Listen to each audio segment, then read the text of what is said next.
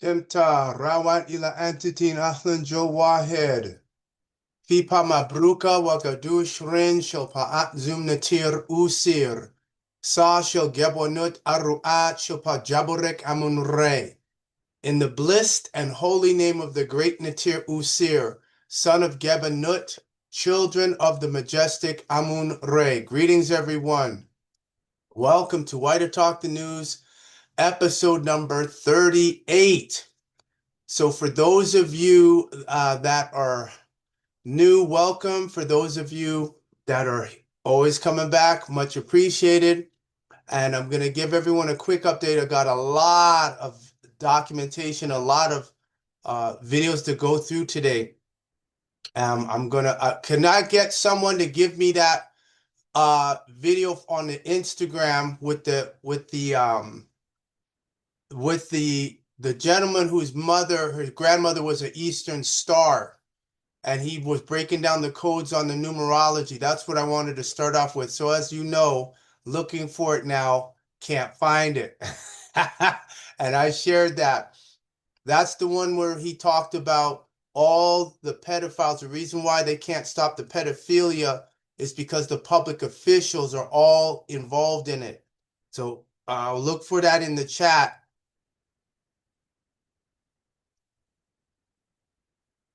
That's what I want to start off with. That's the theme of this. And then the next thing I want to do is ran into another organization up here. They got that lawsuit filed against, let's see here. Okay. All right, so I'm just going onto my Facebook because of course I saved it, and of course when looking for it, you know how that is when you put stuff aside and all of a sudden the link isn't there. Okay, so this is I've spoken with them already. I'm gonna get in touch with them, and we'll start off with that while someone can find that video and give it to me again. Let's see, what was that? Yeah, Lost Souls. Okay, so I'm gonna go here and I'm gonna do a big up to Lost Souls. This should be it. Nope. Okay.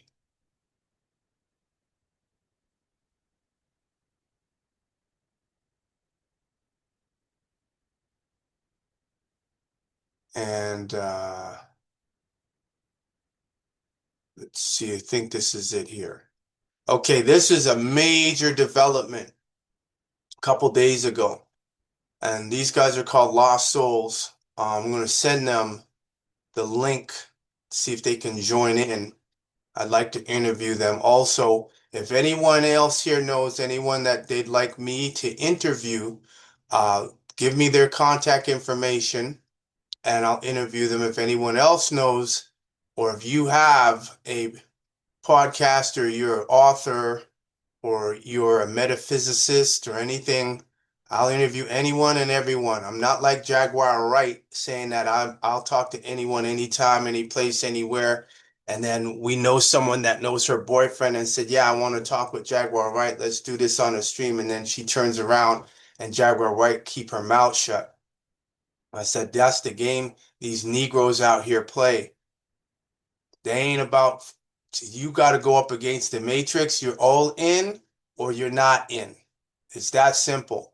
Stand on your principles. People will respect you a lot better that way.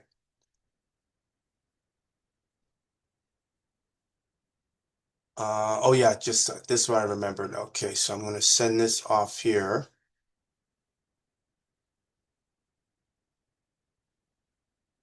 Yeah, so I'm going to give them, this will be precedent setting. And so I'm going to get them right here, send them a direct message while we're streaming. Uh, oh, there we go.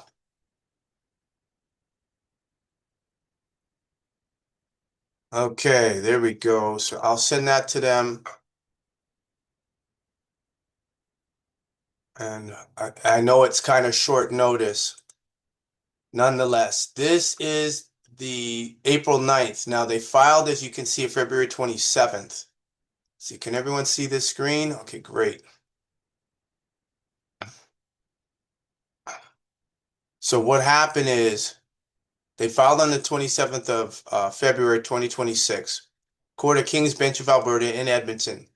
Defendants, His Majesty the King and Right of Canada, Royal Canadian Mounted Police, Strathcona County, Ministry of Public Safety and Solicitor General, Alberta Sheriffs, Sheriff Matthew Bendera, Sheriff Travis Sowers, Assistant Superintendent John Z, Constable Sarah Starr, Constable Eric Nicholson, Constable Heather Noon, Constable Stephen Smart, Sergeant Steve Beriza, Sergeant Shane Hartwell, Constable Genevieve Taylor, Constable Marley Woodside, Constable Stephen Knack, Constable Eric Jones Gatineau, Corporal Eric Saul, Sergeant C. Hoystrat, Inspector Kevin Peterson, Sergeant Jason Hoiksma, Constable Dawson Robinson, and others. And when you look over here, and I would appreciate everyone, I'm going to put this here in the chat. SF-21 the definition brought to you by the Greetings. Greetings. Chief, Yes. I sent a text. What I don't know if you got to check. I can't get through to none of the email, so just here, I'll just paste it. I'll send it to you right now in your email. I mean, right now on your text message. You got it? Telegram or WhatsApp. Just on this call right now. What you're calling me, the number you're calling me on.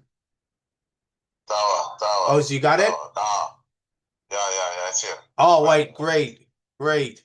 So I'll see you shortly. Down in Jamaica, see, we getting white power. We getting everybody calling in. Jamaica, UK, Antigua. This is international. So as I was saying, everybody's trying to get on White Autochthon News Network. Breaking news. Now, this is April 9th at 7:17 a.m. A lawsuit has been filed against both the federal and provincial governments. This is for Canada, alleging widespread negligence and corruption involving multiple law enforcement bodies. The claim specifically names several RCMP officers, members of the Alberta Sheriffs, as well as the Ministry, Strathcona County, and the Attorney General of Canada. The case centers on accusations of misconduct, negligence, wrongful seizures and detainment, illegal charges, misfeasance in public office, charter rights violations, systemic failures, as well as sex trafficking across these agencies, and more. The first court appearance is scheduled for 10 a.m. April 9th, 2026. I saw that was a Thursday. I was unable to attend. It was last minute. I would have definitely showed up, but I've been in communication with them. Members of the public are welcome to attend. Anyone who believes they have had similar experiences is also encouraged to observe the proceedings. More details to follow as the story develops. So, of course, you know what I did. I gave them this link here for the fugitive, Nicole Tamara NIcholas. And they've responded. So this is international. So this is not only my case, their case, other cases. So this is systemic, as they would say. So I gave that to them. They responded. We had a very good conversation. And they were just like,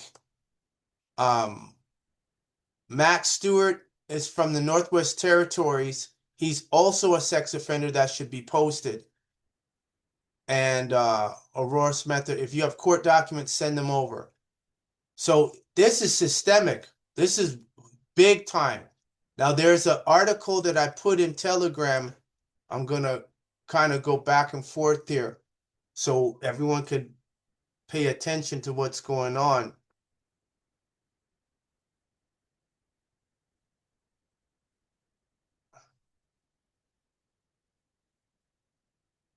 Okay, just looking, there you are. Okay, so what I'm probably going to do, I'm going to go all the way back till about, what was it, 11th, 8th. So it had like a whole week. Like, I mean, there's so many articles here, but we have to go through them, and it's all interconnected. That's the thing. Let's see here. Elite mermaids, just checking the date here.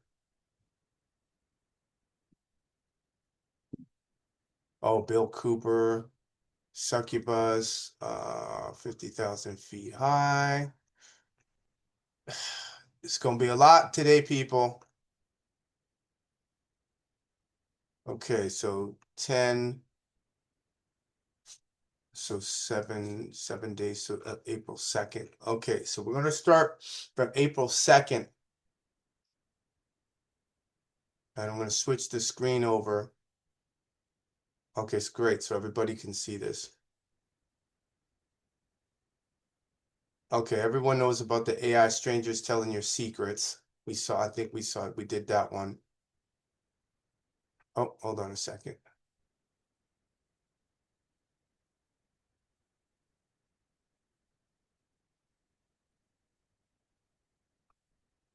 Okay, so this is the reptilians. Now this is Alex Collier. He's got a podcast. Now, if I've played this video, let me know.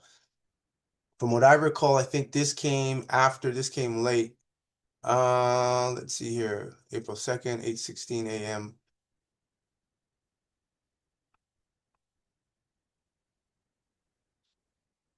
Oh, 8:16 a.m. on the 2nd. Okay, no, we're gonna go to the 3rd.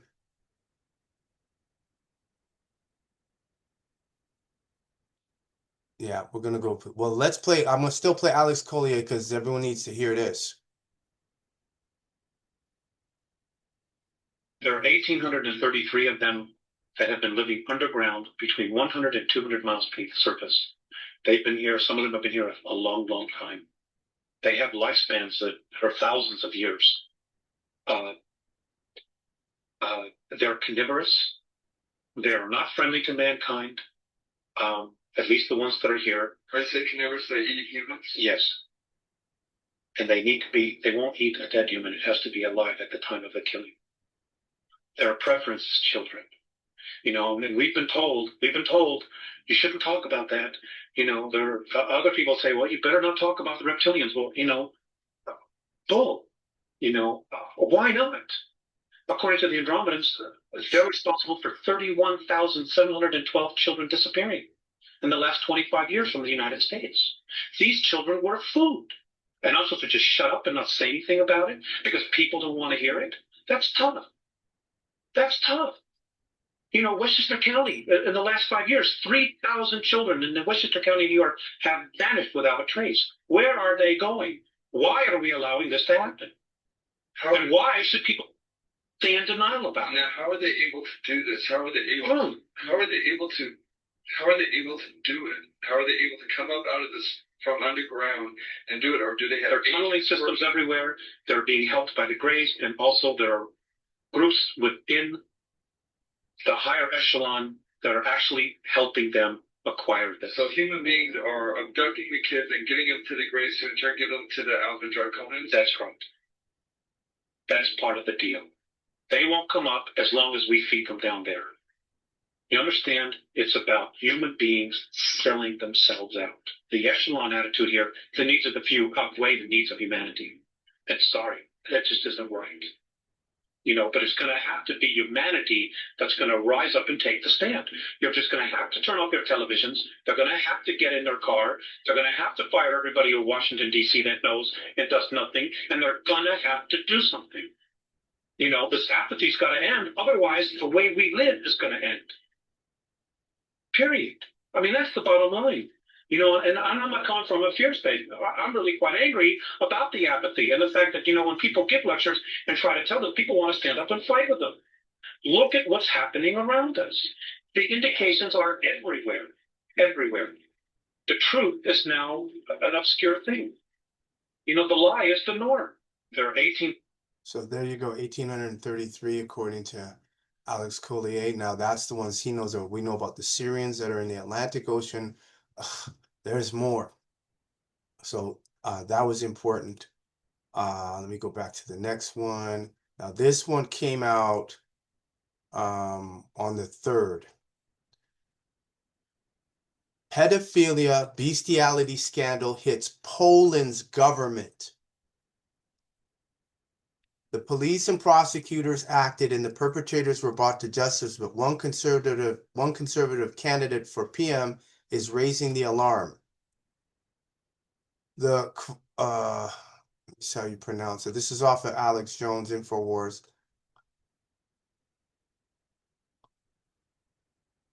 See, he gonna have to start talking about reptilians. If you ain't talking about reptilians, Draco reptilians, you ain't really saying nothing. Because you hit that wall where the corruption is messed up and like, why is it like that? Because they're being influenced by who? Draco reptilians. The disagreeable ones anyway. So don't get it twisted. The Kafadsko scandal could bring down the Civic Coalition, KO, knockout. This is the view of PIS candidate for Prime Minister Przemysław Czarnek, despite the localized nature of the crime. This is a group of people who really have a lot on their minds, the politician says. A pedophilia and zoophilia, and if people don't know what is zoophilia, that's people who have sex with animals. Scandal in the Lower Silesian Voivodeship has shocked Poland.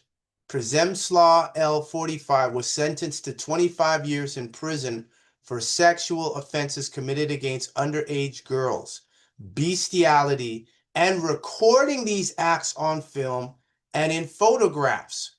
According to Doretsi, his ex-wife, Kamala L., a former civic platform activist, was sentenced to 6.5 years in prison for failing to provide assistance to her minor daughter from a previous relationship who was a victim of rape and for complicity in animal abuse.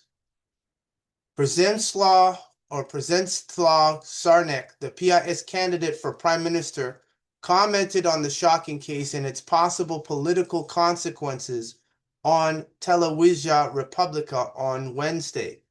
This is a very serious scandal that will, in my opinion, sink the civic platform. I spoke about the civic platform and their absolutely scandalous behavior 3 years ago when there was a debate on the vote of no confidence in me. And I shouted from the parliamentary podium that these people should be feared because these people from the civic platform, the mayors of cities from the civic platform, finance associations and organizations with enormous public funds, over $1 billion zloty a year, that simply deal with dramatic issues, said the former Minister of Education and Science. I mentioned programs that were simply perverted by their very name, he added. As Czarnek pointed out, this is a community of people who really have a lot going for them, financing these kinds of communities that commit these kinds of shameless, dramatic, criminal, anti-human actions against children and against animals as well, because we are dealing with zoophilia there as well. Politicians from the Civic Coalition also commented on the situation. It's difficult to hold someone accountable. It's a situation that can happen to anyone. Anyone can have a neighbor like that whom they know nothing about until the police and prosecutors get involved. One Civic Coalition MP told Wirtualna Polska. The interviewees emphasized that the case involves a former Civic Coalition activist and a very low-level figure. The police and prosecutors acted and the perpetrators were brought to justice, so it's difficult to speak on the scandal's political context. It's a local issue, perhaps also highlighted by local disputes between the mayor and the Civic Coalition, notes the Civic Coalition politician. So, yes, politics, bestiality, pedophilia. It's not isolated to Edmonton. It's not isolated to Alberta. It's not isolated to Canada. It's not isolated to Washington, D.C. It's not isolated to the United States, all 50 states. It's not isolated to the territories. This is global. This stuff is going down. And I see this is the biggest problem that we're having is because it's so pervasive. And so many of these politicians are involved. Some of them are caught. Some of them don't have they don't have a choice because they're being blackmailed. Um, so as we're going into this, I want to play this video here to keep everything in perspective.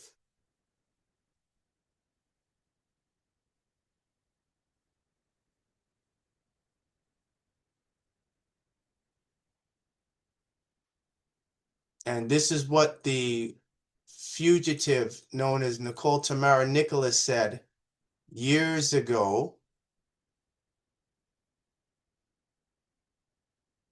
I think it's on, there we go. Just roll the tape.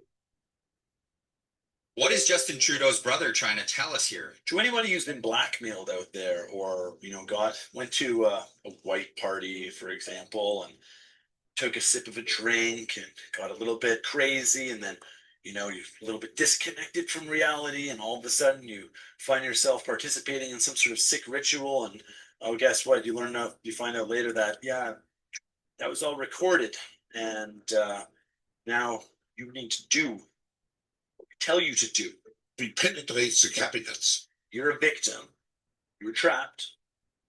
You may have consciously made that decision, but by giving in to the blackmail and continuing to do the orders and execute the tyranny of the extreme minority that seeks to rule through blackmail, coercion, deception, division, release yourself from it. I'm imploring all of you politicians, all of you people in high power that are holding the public hostage because you're scared of some video being released, just roll the tape. That is the point of this video. Just roll the tapes. We don't care. Every nefarious act that could possibly exist, we don't really care. If it's not our child that was done something to directly, most people are going to forget about it. Didn't think stuff was going to be recorded. You either willingly did it, like his brother said, or you got somebody slipped you a Mickey. You're a victim. Okay? We don't care. We just want all of this dumb corruption and all this idiocracy to end.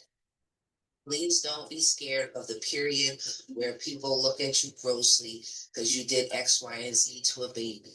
Wasn't my baby. So I'm being blunt, I'm being honest. Most people will look at it like that. Wasn't my child, feel sorry for whoever it was. So please just roll the tape. We don't care. We'll care for a little while, but you will be forgotten. Nobody thinks about what a horrible act such and such did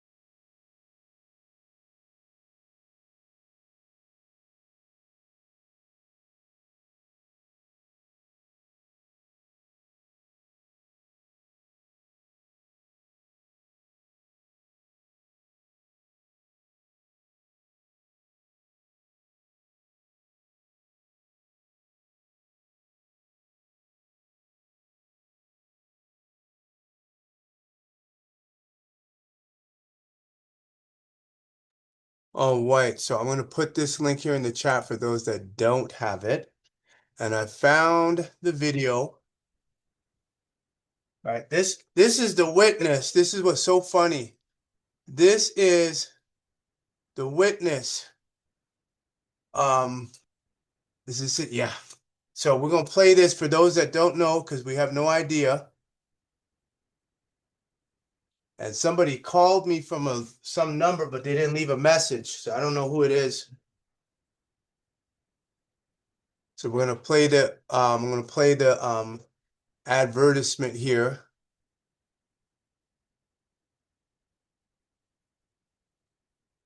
Oh, that's the oh, this is just the picture. Okay, hold on a second here.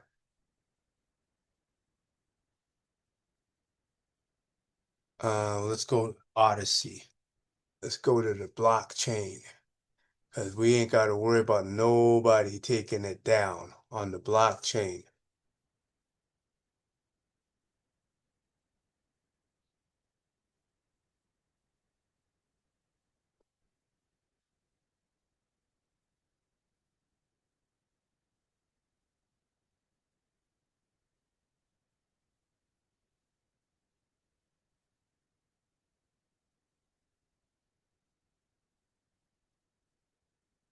Okay, let's see here. There we go.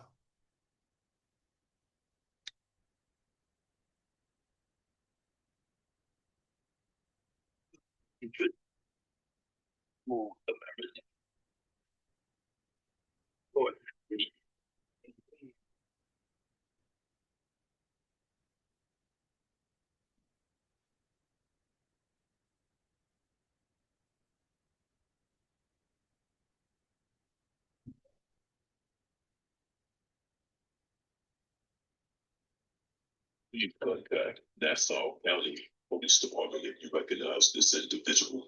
For official inquiries, the U.S. Marshals 24-hour tip line is 1-877-182-926-8332. We got the warrant that's still active in New York for Nicole. That was 10 years ago. Does everyone see how these things go back to the source? They come back to the. All right. And let's see, we're gonna go back. That's the 4-minute version. We only want the 43-second version. There we go. The predictions of the full American.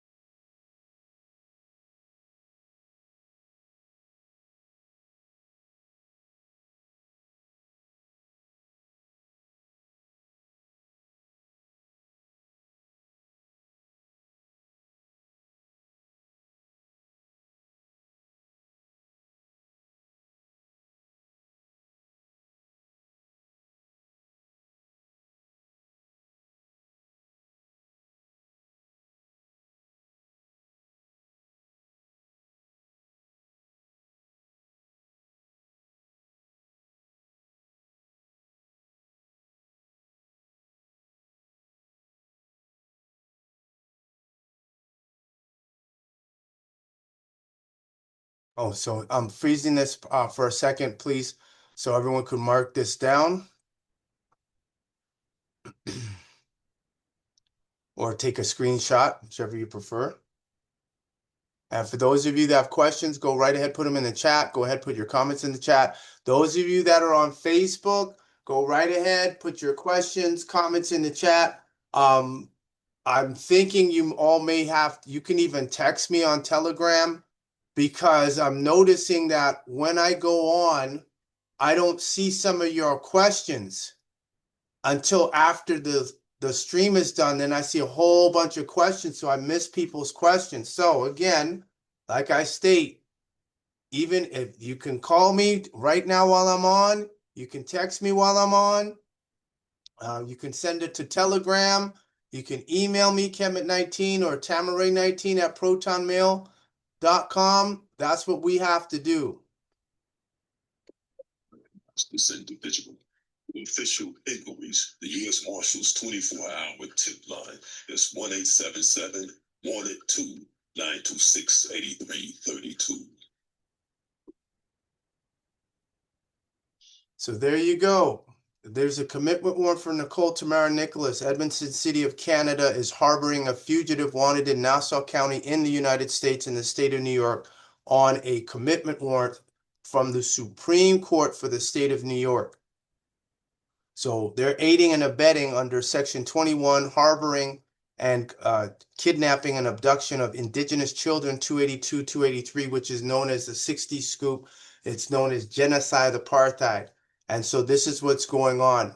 So these public officials up in here are violating international law. They're violating a treaty between Canada and the US for extradition. And so now that obviously she never told them this, now that this is out in the public for everybody in the world to see, they have to comply. I'm sure the U.S. Department of State and the consulates in Calgary and in Ottawa are making diplomatic inquiries as to why this U.S. citizen is being allowed to break Canadian law, kidnap Indigenous children, and be protected by the Canadian officials. So yes, it's going to get ugly, but I warned them. I said, everybody comes into the sunlight. So here we are. Nice sunny day today, too.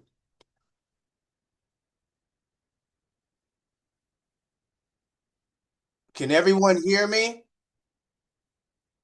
All right, just making sure. And for those of you that's having technical problems, make sure you light some incense. That can help. Now, I found the link. I found it. This is what I wanted to lead off with, and it's perfect. April 3rd, so we'll go all the way to the bottom. Or did I forget to send it yet? So much appreciation, Marshawn, for sending this.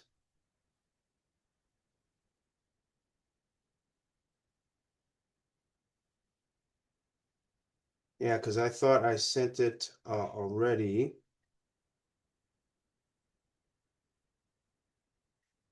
There we go. Copy, copy, copy. And so this is going to explain. I'll put this on Why to Talk the News Network. All right, so this is it. So this is the theme of this episode 38.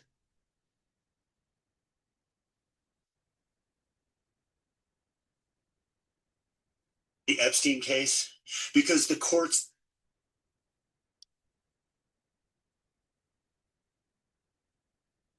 why nobody is being arrested in the Epstein case, because the courts and the cops are the child traffickers.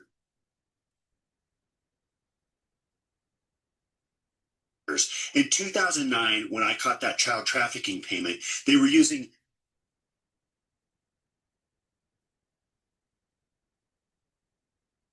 why nobody is being arrested in the Epstein case, because the courts and the cops are the child traffickers. In 2009, when I caught that child trafficking payment, they were using this number language.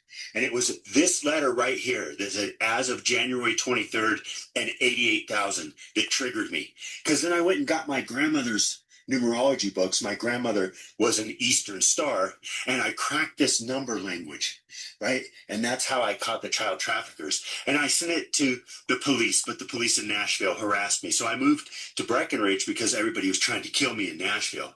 And guess what happened? I got swatted. I got thrown in a cage. They tried to kill me in a cage, right? Every single court, the 5th District, the Colorado Court of Appeals, the Colorado Supreme Court, the U.S. District Court Denver, and the 10th Circuit Court, they have all gotten this letter. They've all gotten my child trafficking stuff. 2013, I sent everything to Kamala Harris. She was Attorney General, right? And here's the letter she sent me.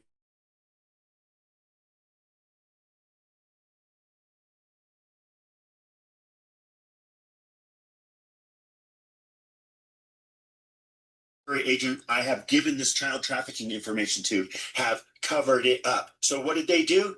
They took my kid. Why? Because these are the same courts and cops in the family court system that are covering up for all the people in the Jeffrey Epstein case. Do you get it yet? And they speak in numbers. They speak in numerology. And I've given it to everybody, including Dora 3 times during official audits, Department of Regulatory Colorado, and they all cover it up. So what do? So they take my kid because they're trying to trap me and throw me in jail again. Yeah, because that is why nobody is prosecuted in the Epstein case. Because the courts, the cops, the attorney general are the one trafficking kids. And guess what? 6 months ago, the FBI called me and said, we want to talk to you about your social media. And I said, well, I want to talk to you about this child trafficking case I caught in 2009 that was front page LA Times that you guys investigated. I was the stockbroker on that account. Let's open it up and talk about these child traffickers because it's directly connected to Attorney General Kamala Harris, which is directly connected to Epstein because her sister, Maya, worked with Epstein. Yeah. Kamala Harris, all these people, oh, you should have elected Kamala Harris. No, she's a child trafficker too, people. And I can prove it with the numbers. If you want to stop child trafficking, sign, share, and promote the Full Disclosure Act. And guess what else? Learn this fucking number language, right? It's all on my websites. And don't act like you don't know, because most of you do. And that's the real reason why the courts don't do anything about child trafficking, because almost everybody is part of the cult of law. Sign, share, and promote the Full Disclosure Act. And learn numbers. Peace. There you go. So when I want to know why. So when I was telling everyone, we have to get into magic. And this guy is saying, learn numbers and numerology, according to how they're following it. Now it's self-evident. So after all this time, we now see why they're supposed to give me my children back. However, we made our first move, which was the ritual that we did on August 12th. And now August 12th of this year, there's going to be a solar eclipse. And we will be out there telling Ray to come closer. It's already hot now in some places. They've already been hitting solar flares. So that's what I wanted to start off with. So what's the old saying? We wrestle not against flesh and blood, but against principalities of darkness and spiritual wickedness in high places. So these public officials, for the most part, are wicked. If the statute is there, the law is there, says, hey, you got to give this child back. This person's breaking the law and they don't do nothing. That tells you already who you're dealing with. You're dealing with human devils, regardless of their color. Color is insignificant. And we already know that EPS and CSIS, I can't forget them. They're the most hidden one, but Amun will show them who's the real hidden one in a second. And when I say CSIS, that's Canada's spy agency. So the only way stuff like this could occur is if CSIS did that, and then if they got that from Charles and them over in London, and they're the ones that sent the word out because of the claim I have on the British throne, Emperor has no clothes. Don't matter at this point. So let's continue back to the articles. April 3rd, okay. Oh, did I put that in the chat? Let me make sure. This is a darn good, that makes everything clear. And so for people that want to know, well, what's happening, with all this, just to let y'all know, I'm a Shriner. So that's for the benefit of the EPS in them. I'm a Shriner. So they're in trouble. The Blue Lodge has a problem now. Where are we at here? Back to the 3rd. Okay, we're on the 9th. Oh yeah, I got so many that I don't want. Now this is the next one, talking about human devils. Check this video out.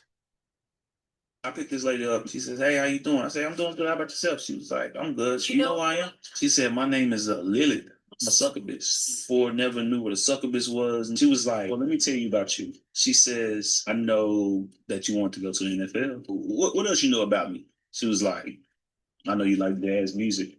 Only 2 people know I love jazz music. My mom and my wife." Now the hairs on my neck are standing up because how you know this? She was like, "You love Jesus." I said, "Yeah, but you a freak though." Okay, let's pause here. So, bro, here I am. Oh, I'm saved. Yeah, you're talking to demons though. I'm the reason men have wet dreams. And she said, "I go after faithful ones, people who are faithful to their wives of faith within Christ. I go after them. You ain't giving nobody no wet dreams." She stopped my thought. "Hey, don't look at me like this. I transform in your dreams. By the way, you got a child on the way." And she says, "You got a son. Don't worry. I'm gonna send my daughter to come after him." Oh, heck no. Joshua said pleasure in the shower.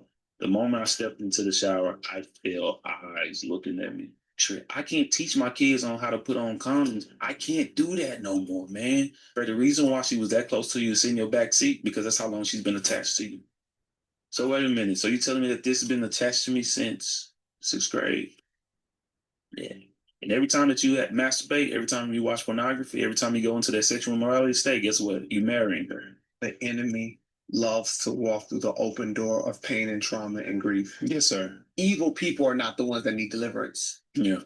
Broken people do. Come on, man. This is no longer a physical need. Yeah. It's something you're trying to escape from. Okay, you're not drinking alcohol, so you turn to your wife and now you want to take advantage of the fact that you guys are supposed to share each other's body and you want to exert your brokenness on her. Come on, man. No, there's something in you that needs to be filled, or there's something that you're trying to escape from, and you're using the euphoria of sex to numb yourself to the real pain that you're enduring. Yes, but they forgot about the succubus. See how fast they jumped away? The woman is telling him stuff that only him, his wife, and his mother know. And he's like, "How you know this?" Demon, but then they want to see how he wants to go dump it back on the man. No, if there's an entity and people haven't been taught there are entities, disembodied spirits out there, they're going to think it's him, and that guy could be under attack spiritually and doesn't know, and he ain't getting no help from the Reverend, because Reverend Pork Chop and Pastor Chicken Wing, they're constantly watching the tithes. So that's an excellent one. Succubus is real. This is Bill Cooper, who wrote Behold a Pale Horse.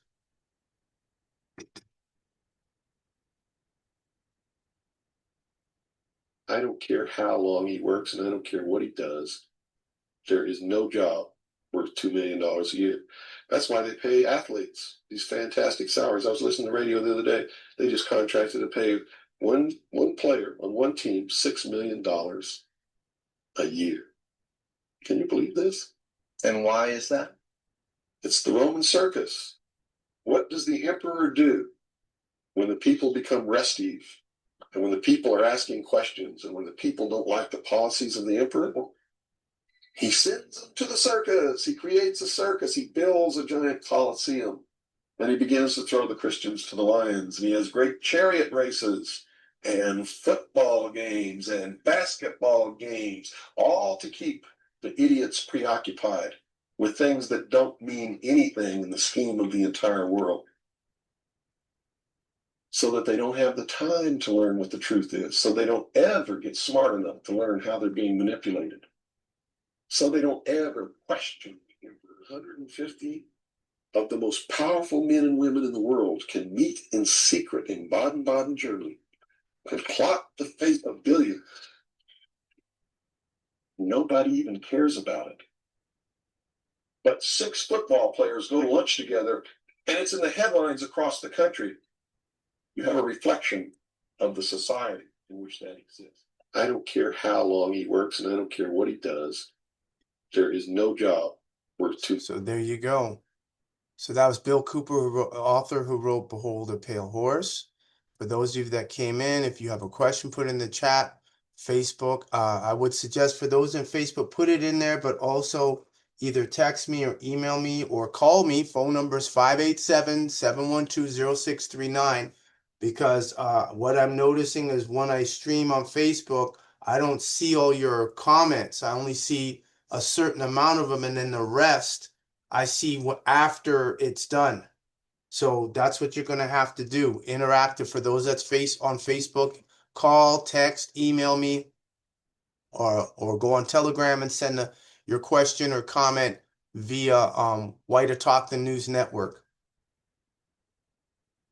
All right, the next one. Oh yeah, this is a good one. Where did the pirates go? Did you know that the Knights Templars had one of the largest fleets in the world?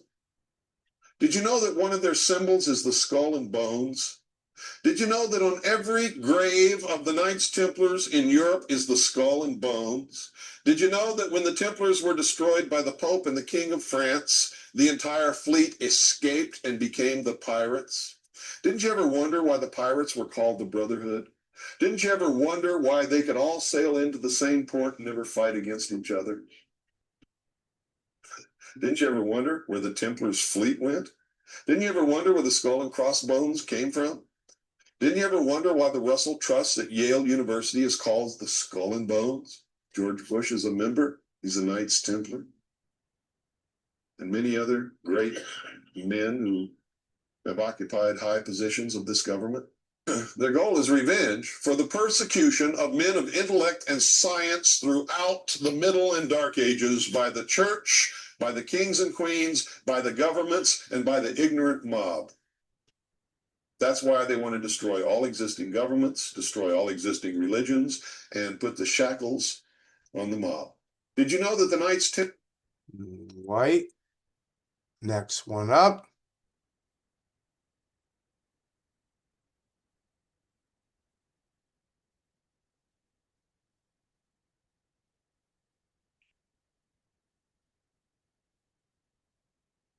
I'm wondering, kind of how you react to that, because you are connected. You're on the UFO subcommittee. I mean, I'm just wondering what you make of that. Have you heard anything like that?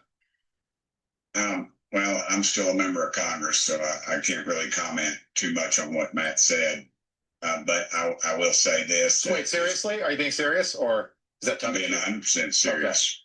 Okay. I've been 100% serious. I've been briefed by just about every alphabet agency there is. And I'll just tell you this, if they would release the things that I've seen, you would stay up, you'd be up at night worrying about or thinking about this stuff. We just need to disclose it all. I'm sick of it. Well, I was briefed. I'll just tell you this. I was briefed last week on an issue, or excuse me, 2 weeks ago. And it would have set the earth on it. This country would have come unglued, I think, if they would have heard all that I heard. They would demand answers. And we need to. But it's never going to get, unfortunately, it just keeps getting covered up, and the people that know are dying or disappearing, as the case may be. Wow. And for the record, I'm not suicidal, and I don't take risks. So, I'm glad you said that. I'm speechless, Congressman. We should be. You should be. And I think the president, release it all. And the problem is the people that are around the president don't know and the president doesn't know the questions to ask. A few of us are going to have to get with the president and tell him what he needs to ask and where he needs to look. I mean, we're in meetings and they give addresses and tell locations of items, I'll just say. And the public has a right to know that. I mean, it's your tax dollars. Absolutely. Let's get it out there. You got my attention, Congressman. I appreciate you being as forthcoming as you have. And let's not forget the title here. It says Gates claims military is breeding aliens and humans. I'll see if there's another one. Oh yeah, and then this one they talk about the Epic of Gilgamesh. I'll play this one. This was Key pretty cool. words. Wall. There's about to be a flood over the whole earth for 7 days. So if you want anything to survive, you're going to need a really big boat with like a roof on it and bitumen to make it watertight. So yeah, just giving you a heads up about that. Wall. Okay, later. Oh my gosh. How's my wall supposed to build a boat? And so Atrahasis built a boat according to Enki's specifications and loaded it up with his friends and family and his workers and pairs of every wild and domestic animal, just in time for the flood to come and wipe out all other life on Earth. After 7 days, the waters receded, and the gods looked in horror at the destruction Enlil had commanded, and they despaired at the loss of their servants who fed them and tended to their needs. But then they caught the fragrance of a burnt offering made by Atrahasis, who survived the ordeal thanks to Enki's advice. After feasting on the sacrifice, Mani admonished the gods who helped Enlil commit genocide, and she dedicated her jeweled fly necklace to the memory of the tragedy. Hey, what's he doing here? Enki, did you find a cunning loophole to the vow I made you swear? Yes, I did. You're welcome. Why, I oughta... Hey, do you have any leftovers? I'm actually starving. So Enlil decided to allow mankind to propagate once again. But to keep the population in check going forward, the gods decided to put a limit on people's natural lifespans. And they made a portion of all women barren and instituted a class of chaste priestesses. Oh, they also created the baby-killing demon Pashit. See how they cut the baby-killing demon Pashit? It's all out in the open. You better get into your magic. That's all I got to tell you. The physical is secondary, if that. And I may be overly generous in that, saying that. But definitely, yeah, you better be on your magic. Even if it's a little.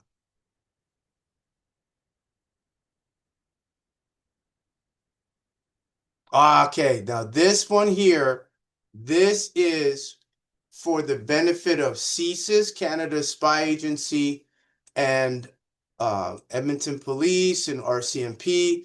This man here is Paul Hellyer. He was the former Canadian Minister for Defense from 1963 to 1967. He is already talking about, he's been mentioning that ETs are here, they're working in government, etc. So let's play this. Extraterrestrials have been coming here for thousands of years in very limited quantities and small numbers of species. The traffic began in earnest after the first United States atomic bomb was exploded in the desert, and has been increasing since then, off and on, to considerable proportions. And they're concerned because two things. They're afraid we might blow up the world and exterminate the human species. And this is not what they want. And I would hope that not what we want, but it's what could happen to us if we have maniacs making decisions. And the problem is, and this is the kind of thing that is difficult to get your head around, the universe is a unity. Is all one big ball of wax. And physicists have found that there's an interconnection between what we do and what happens on other planets elsewhere. And so the people who live on other planets have a vested interest in what we do, because the wavelengths that are set off by an atomic weapon just keep going right out into the cosmos. And consequently, they're of real and direct interest to other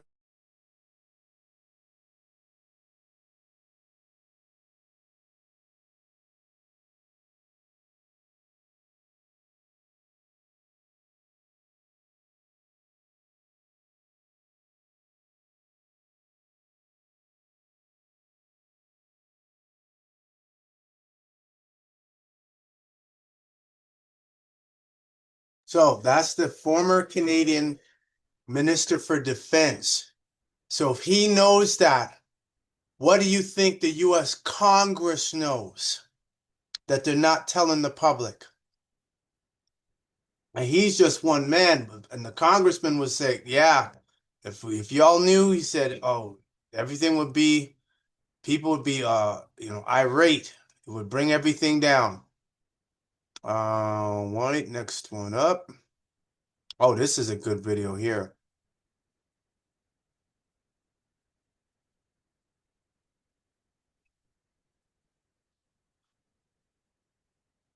Believe it or not, there's actually three Elons. The first Elon comes from a Nazi family, and he's a part human, part cyborg. Again, this was an Elon that was developed.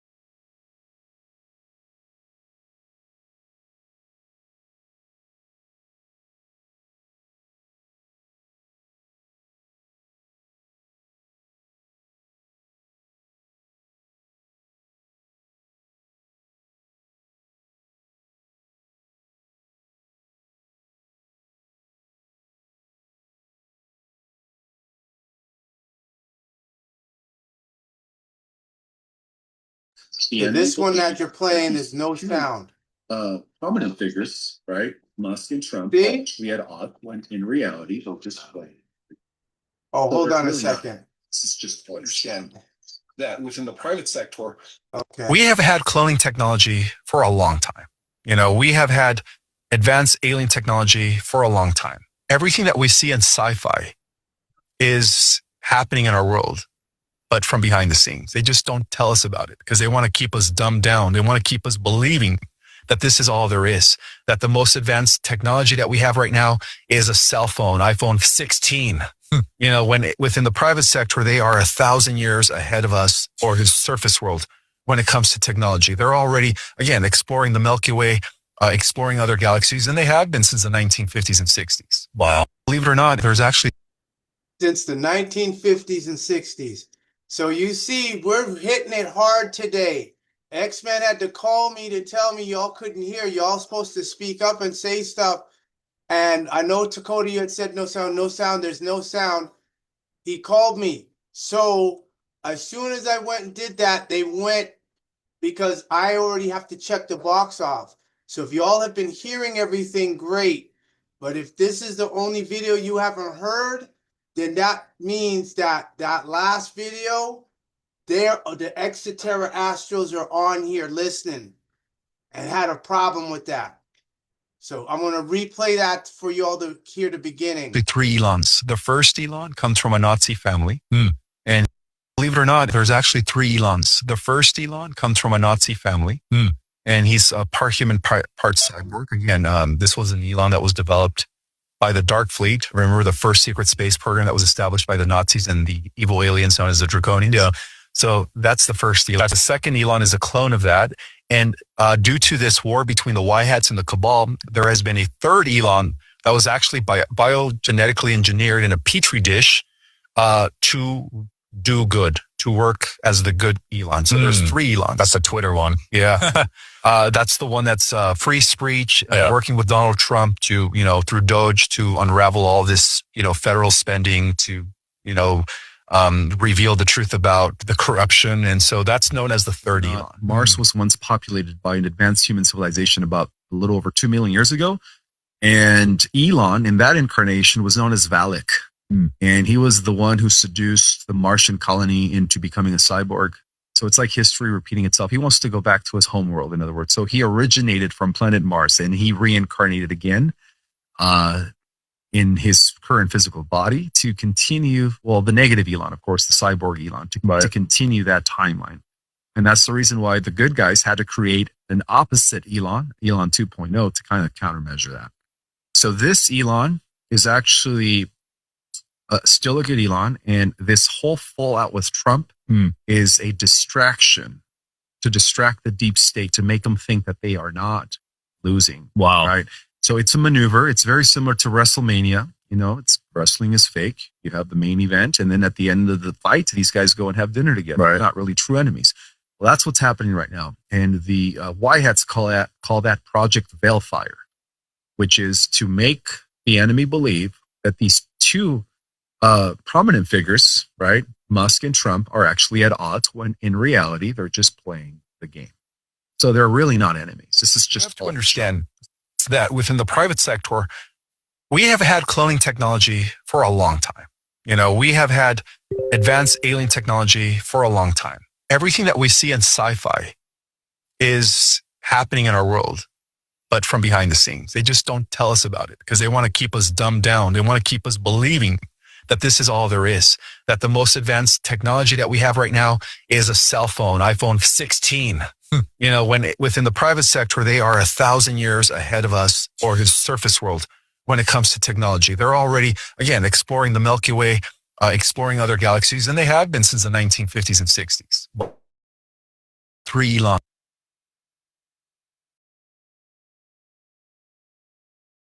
The 1950s and 60s. So that tells you a lot. And just to let everyone know, when X-Man told me about there's no sound, before I could check off the box to share sound, that's when you said, hey, now there's sound, but I hadn't checked the box off on Zoom. We know what's up, Zoom. We ain't got no beef. Ain't no beef. We know what it is. Economic consequence, having to turn the planet over to carbonize. That's just the reality. All these educated people, and they cannot get their governments out of debt. Think about that. You want to talk about a scam? Every government that comes in is in debt. They can't get out of debt. If you can't get out of debt, then you're not an advanced society. You're a psychotacy. And the key word is psychotic. All right, so let's go to the next one. We're just flying through these. Okay, let's see here. Okay, this was about the PCR test, which we knew, but that's starting to come back now on people who took, especially those who took the jab. Just want to get back for a moment to the PCR test. I've always been horrified by this thing, Celeste. Something obviously doesn't seem right. With all the technology we have, you can't just do a normal test to find something. You got to put this swab all the way up into somebody's brain.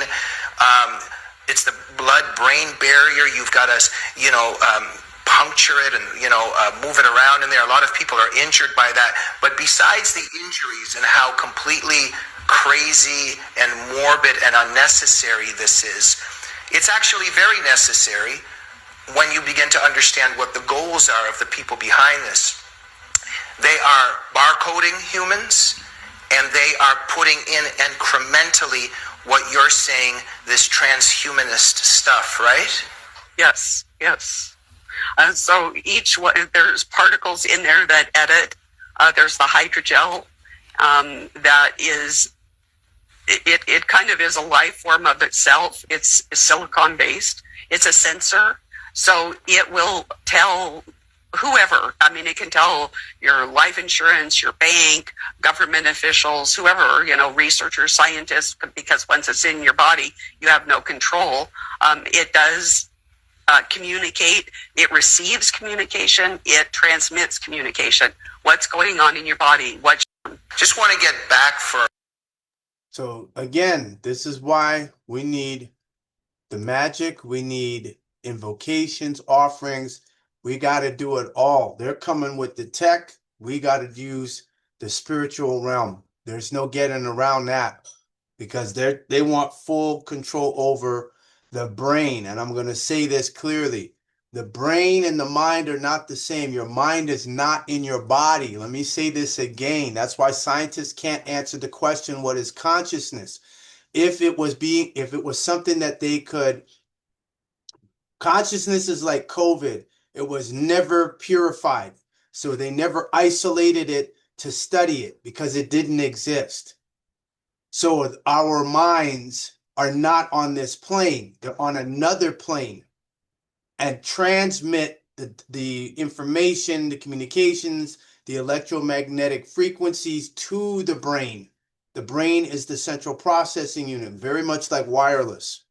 So when you start, don't look at yourself in the mirror and say, that's me, but say, this is a body that I am inhabiting or imprisoned in, depending how you want to look at it. And it's a vessel. And that's the purpose I'm serving. But that's not me. You want to know who the real you is? Stare in a mirror, and then you'll see the real you. Let's see here.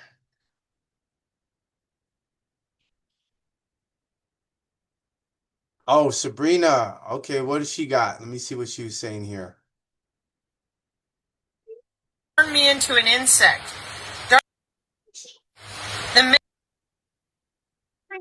No. This is Sabrina. This is Sabrina. You've been listening to the Sabrina videos? Yeah. You know Sabrina? I went to the new apartment and I see Sabrina and Abdul. So you saw Sabrina? You saw a video with Sabrina? Yeah. Oh, you did? Who's watching it? With who? I just see Nina. Nina. Okay, so who's Nina? Because she was reading a important phone call. An important phone call. Okay, so let's see what Sabrina's saying. Mason honeypot. Sabrina, I'm terrified because if I do something wrong, they're going to turn me into an insect. Dark journalist. Well, when they open the craft, they look like insects because they were created beings. Engineered biological entities. EBs. Let me help. Wireless tissue engineering. Wireless tissue engineering. By the way, that's in our colleges. Meaning, we're just stacking them up, aren't we? Oh, they found engineered biological entities like Rod the EB, and they were obviously constructed, but they were insect-like, and they were avatars to pilot the gravitonic craft because your cells can't do when you're a natural human without augmentation what you need to do in all that propulsion. So put an EB in there, drive that bitch around, affect the Earth's weakened areas of the electromagnetic surface, and play with that Sosa Osa to the level of the geophysical grid we've been running for 40 years, 70 years, I don't know. I lose track because it's either BAE Systems, your Lockheed, your endless array of businesses that use their public-private partnerships with vendors to control these craft. But you know, this is an international continuity of government, fuck you, kind of situation.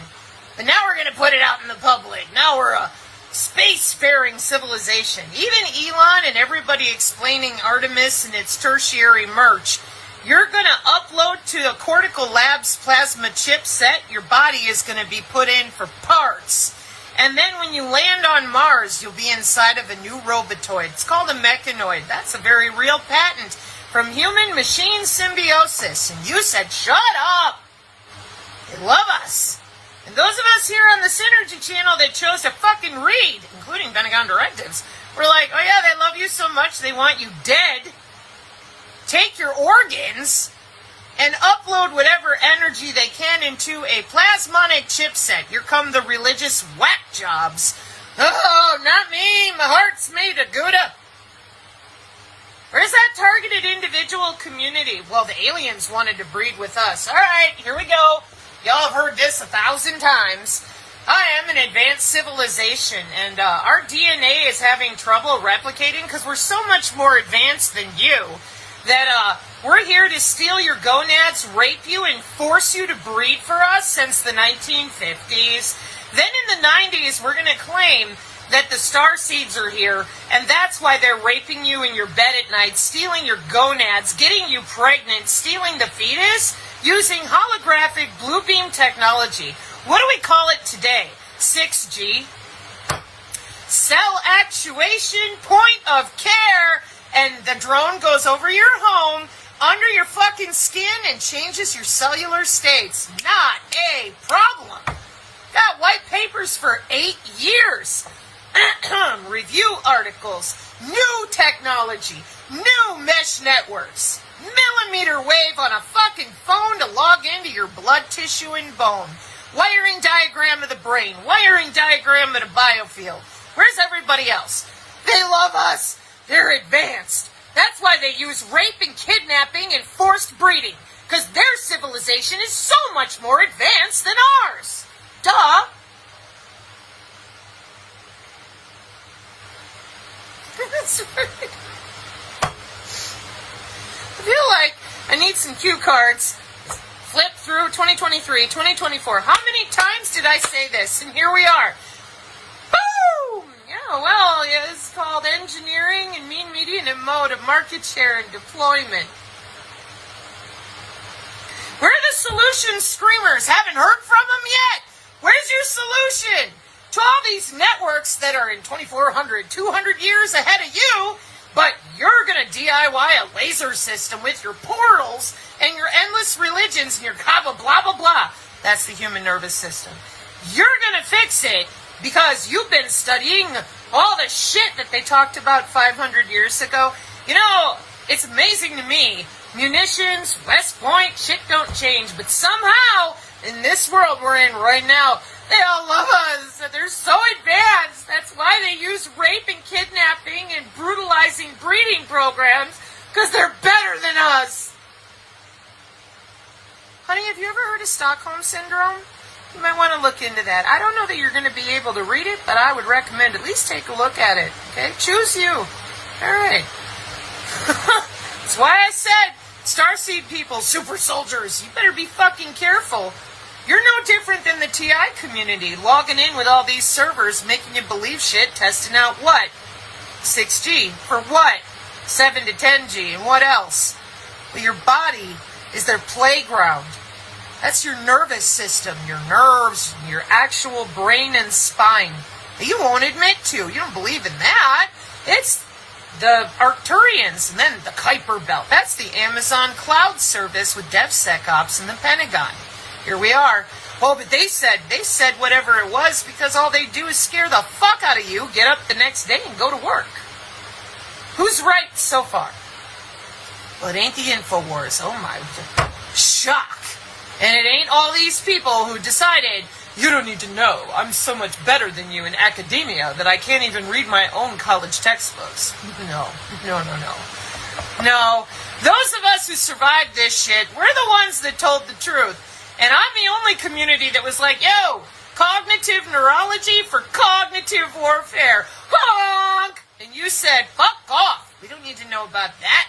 We need to know where the aliens are. Probably living with you because they're augmented for 15 years in a college. I'm sure we'll get there. Yes, she's a firecracker. However, when you listen to what she's saying, cognitive, 6G neuron, biofield, that is the terminology. That's why they want everyone to have their phone. If you go to a public library, you can't log in to your email without the phone. The phone is to be close to your body, to use your body as a sensor. As a sensor? Yes, as a sensor, as a biosensor. I'll talk. That's why you make sure you have some shungite and quartz crystal. Dahum? Axum. And something is when cell phone uses the charger so it gets to 100 points. It gets to 100 points, okay. Let's see here. Let's see this next article.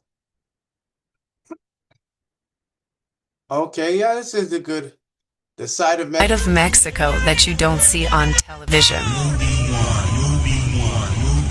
Side of Mexico you don't see. The side of Mexico that you don't see on television.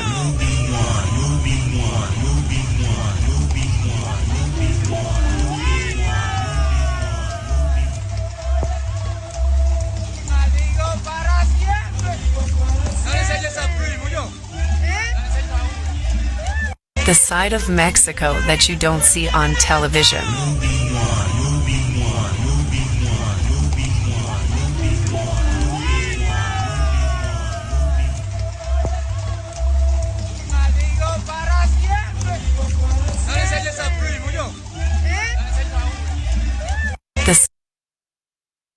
It's a big world out there. They put a lot of stuff. People don't know what's going on. You made a light. Oh, okay. Hold on a second. Ab's teaching. Hold on. Yeah, now this one here is mermaids. I don't know where they're getting mermaids from, but this is what they're saying. People that run the planet, they have been eating mermaids. Yep. Why they eat mermaids? They eat these mermaids is because they contain immortalized cell lines. Those immortalized cell lines have the ability to create immortality. So it's basically the elixir of life. So that's why they feed on the energy of mermaids. When you look at the prefix of the word, mer is also equated to Moor. So these are Moorish women that's inside these bodies of water, just like with Henrietta Lacks. Henrietta Lacks, she had immortalized cell lines because she was able to activate the neuromelanin. They're taking her genetic format and they use it to coat the spaceships when they try to break outside the firmament. Anytime that you have a spaceship and it's not coated with melanin, it is set ablaze because the neuromelanin in itself is a protectorate from the universe. Our genetic format harmonizes with the cosmos. So that's why they do many different forms of organ trafficking, because they know that our organs is very intrinsic because it contains a lot of melanin. Scientists, they said that the oxidation levels on the planet is starting to eradicate. So that means that oxidation only corresponds with those who have synthetic genetic formats when you're talking about recessive genes. So the atmosphere is starting to transition. So this is why they have to feed off the sustenance of little people and feed off the sustenance of those who have the melanin. 6 ether dissipates into nothingness, but 9 ether has the ability to resurrect itself and be able to harmonize with the energies of nature as we're going back into the galactic center of what we call the Golden Gate. The Golden Gate is actually the energy of the sun. The moon energies doesn't live on the frequency of the sun cycle. Anything that's synthetic to the system is not going to be able to get those light codes. So this is why you see the rise of artificial intelligence, because artificial intelligence, they have to merge humans with cybernetics to create an extra lifespan on this planet, because the 6,000 years is up, because we're at the apex of the sun cycle that is being led by solar cycle 25. Solar cycle 25 is when you have an intrinsic force of corona mass ejections that's coming down to the planet. So that's why you have to have a certain G-force in order to get those energies in. And so for those of you who couldn't quite understand what it is that he was trying to communicate, because I know Bedell used a lot of like large words, y'all. He was basically saying that they're eating the mermaids in order to survive. See, they would eat you, but they can't eat you and get away with it. So rather than eat you, they have found something that has your same genetic makeup that they can eat and get the same substance from in order to potentially save their genetic species. And they just doing it that way, y'all. And so that's why they eating it, in order to survive. But y'all let me know what y'all think about this in the comment section below. I would love to know. Make sure you get over to YouTube. Follow me on YouTube at I Am Awakened. And do not forget to follow me on Instagram at I Am Awakened _ all things spiritual. And I just want to leave you guys as I came. I want you guys to always be aware, because to be aware is to be alive. And as always, peace, love, light, and abundance to you all. I question that, because I think that's disinformation. I'm going to say it right now. Straight up saying it. So if he see me, my phone number 587-712-0639. Anytime. Him and the one here on the right talking about eating mermaids. I know about the fight.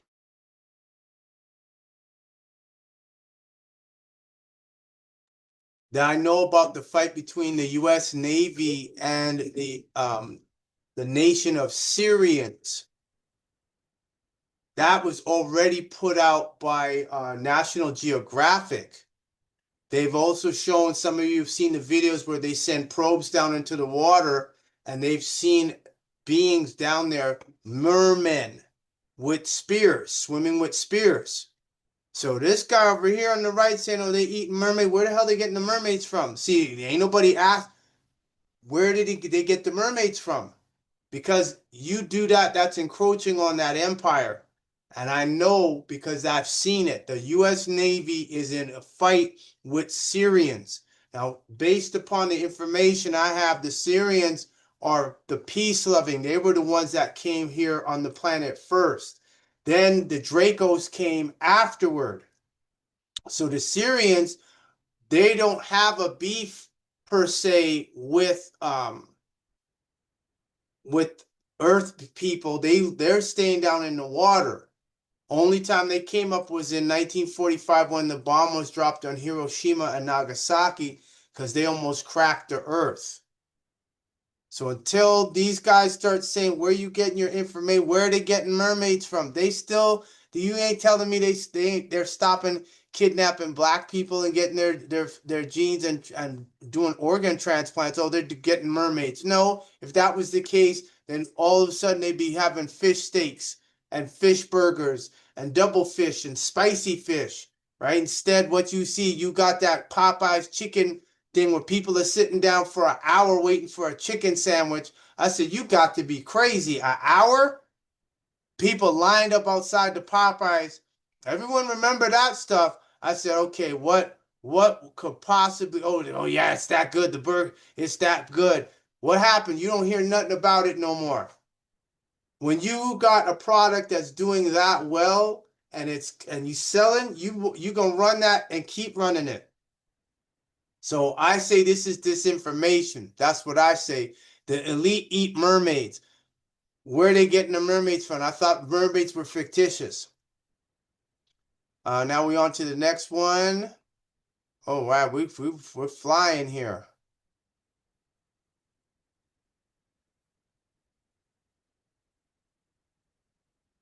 Oh, this is great.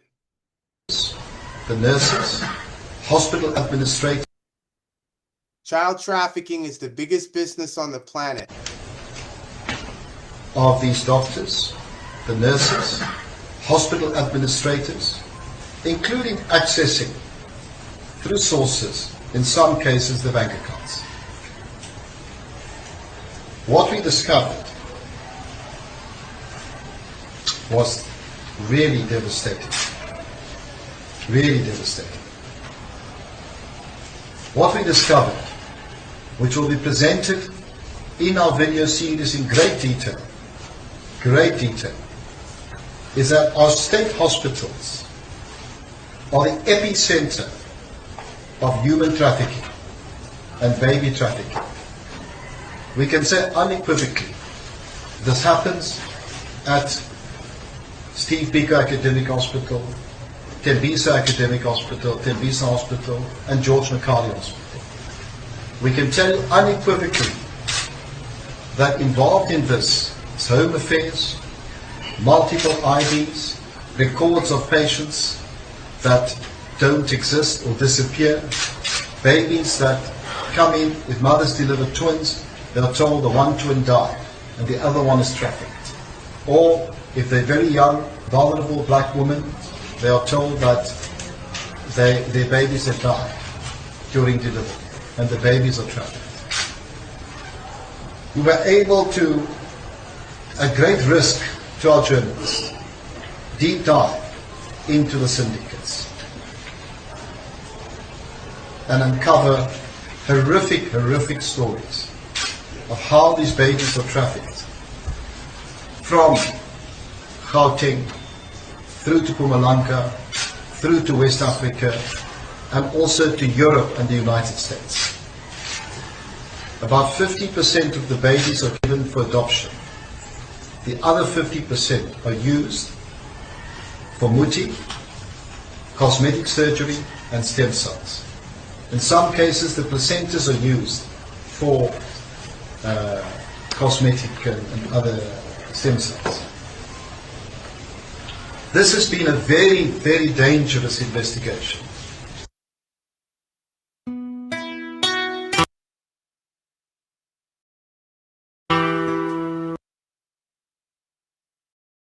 Oh, wow, see, because Robert Rothschild, ambassador to Belgium, Paris, 1969. That's what you see right there. You get my pointer right here on Rothschild, Robert Rothschild.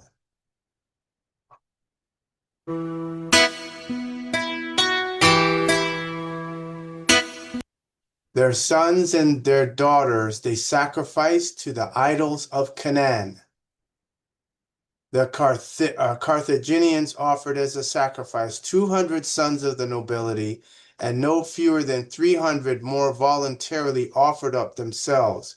There was a brazen statue of Saturn with the hands extended, but so inclined towards the earth that the boy who was laid upon them to be sacrificed should slip off, and so fall headlong into a deep fiery furnace. I don't know what Dios Sick 21. I don't know what that is. I gotta find a diode. What is DOD? Sick. This diode sick. Yeah, I want to know what that abbreviation is for.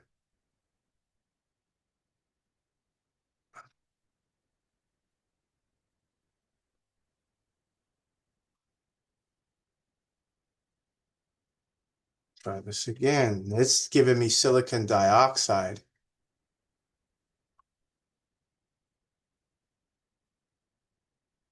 Yeah.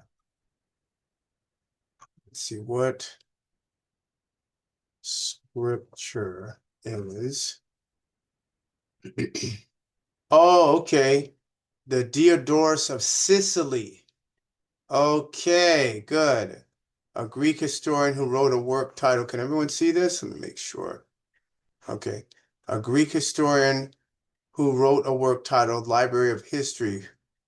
One specific scripture reference from his writings is found in Acts 27, where he discusses the events surrounding the ship of Paul and the Carthaginian forces. Additionally, Diodcit 1388.6 details a historical event involving the Carthaginians and their struggles during a siege. Okay, great. All ancient cultures practicing child sacrifice were also obsessed with appeasing ghosts, demons. See Leviticus 17:7, Deuteronomy 32:17, Psalms 106.37, and 1 Corinthians 10:20-22. Let's see, Psalms 106:37. Let's go down. Psalms 106:37.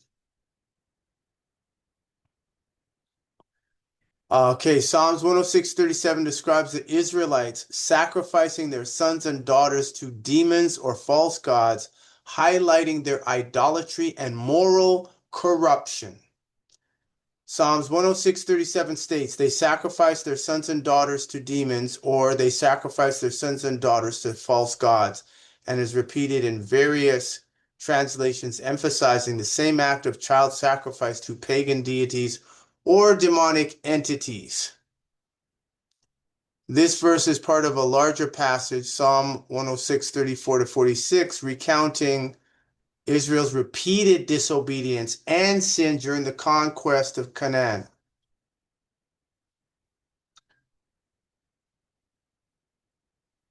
Warning against idolatry. The verse underscores the dangers of adopting practices contrary to God's commands. Consequences of sin. It shows how sin can escalate, leading to acts that are morally shocking and destructive.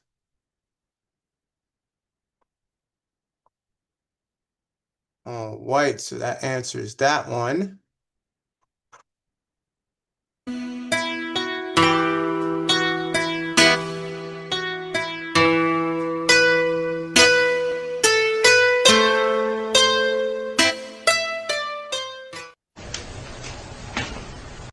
Right, so that's it for that one.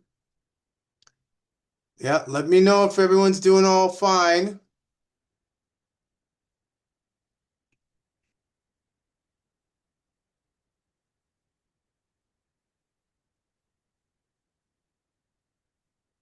see here. Got any questions? Go ahead, put them in the chat. I'm sure you've seen the movie Stargate. Exactly same thing, except the frame is square, not round. With it looking like water. Yes, ma'am. Did anybody tell you what that is in this portal?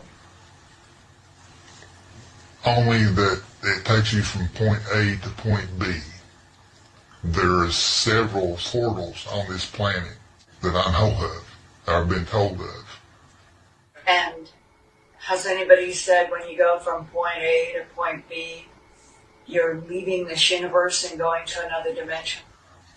I would say some probably do, but the ones that they have experimented on, the point A being per se, HARP, HARP, there's a portal there. That portal takes you from HARP to right outside of Pearl Harbor in Hawaii. And it's not a lingering travel. Once you step through the plane of water, per se, you're there. It's not like the movie Stargate that you see stars coming at you and clouds of space dust. Once you go through that plane of water, you're stepping on to point B. So what you're describing is that we're using extraterrestrial technology that are portals in which you can move A to B in space-time, and we're using it on the Earth to go from Alaska to Hawaii. The one that I know of that's been traveled through many times is at the HARP facility. From there to Hawaii, yes ma'am. Do you know of any others? A few, yes ma'am. There's several in South America. There's one that was discovered at the facility I was telling you about in Antarctica. If you could name the locations of where these portals are, where would they be? I see Alberta, Canada. Of course, Alaska, Hawaii. 4 that I've been told. Alberta, Canada is vague. See how he was able to pinpoint HARP in Alaska? You can find HARP. So somewhere in that area, there's a portal to get you to Hawaii, but he says Alberta, Canada. Where in Alberta? The only one, what I saw, there's a energy field in Buffalo Lake. So I want to head up there. So if I find out that the highway to get to Buffalo Lake, no, not Buffalo Lake, it's a national park. And if I find out that, and that's north, it's kind of like northwest of here. So if I find out that road there is not available or something happens, because they know I'm on my way to trying to find that Stargate. In Argentina, 3 in Egypt, 2 that I know of in Australia. What? 3 in Egypt. Part of Australia I do not know as of yet. All of the portals related to some sort of extraterrestrial portal? Yes, ma'am. In terms of the portals, did anybody say to you, we know that this particular alien created the portals? No, but that has been an ongoing question that I would been trying to get answered myself. Free your mind.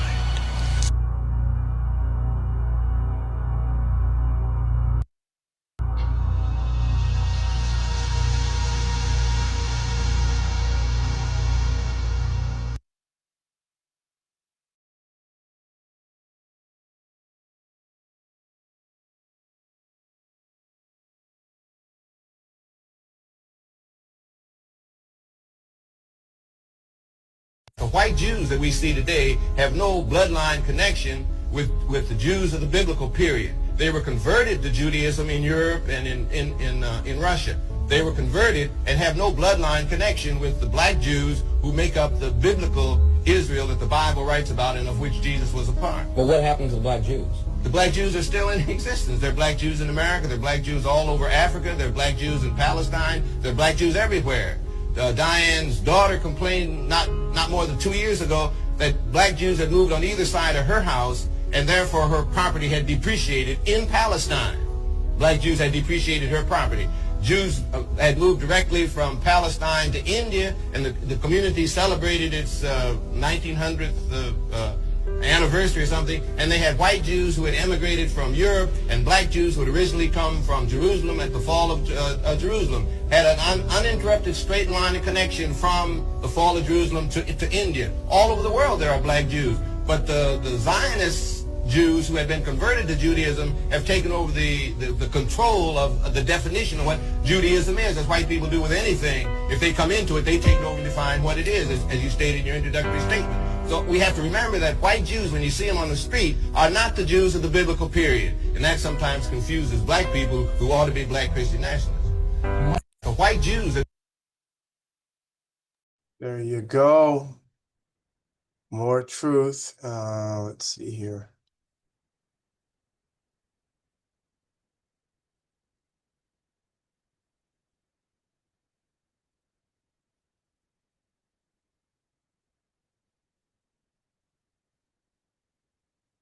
Okay, let's go. Fairty, you had a question. Where's the Fairty?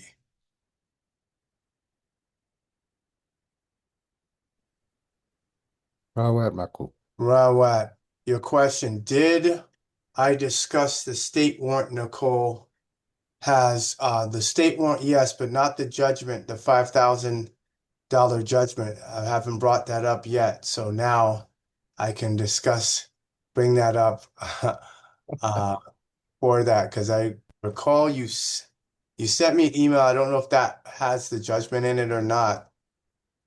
However, this is what you were informed of. So for the benefit of people who were not aware, Nicole Tamara NIcholas has a $5,000 judgment. Amazing. This is totally, they done went and did some ad spot. I think when I stepped away, they switched some stuff up. Okay. So what it is they had the $5,000 judgment on her former her former employer got against her. So between that 5,000 plus the warrant, that would be putting her in the category of grand larceny at that point, and then leaving the country, that brings in an absconding debtor.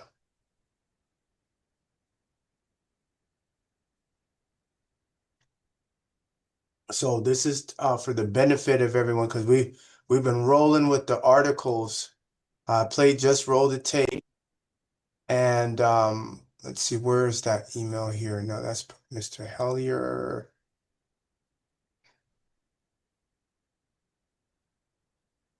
I'm gonna get to him in a second.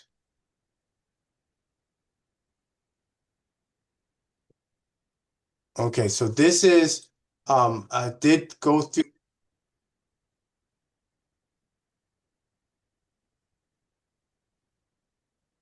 This is the media company called Lost Souls Media. And so I sent them, and they are an anti-pedophile, human trafficking, child abuse organization, and media company. It got 55,000 followers. So I suggest everyone, I will do a right click again, copy the link. I'm going to put it in the chat. Go there and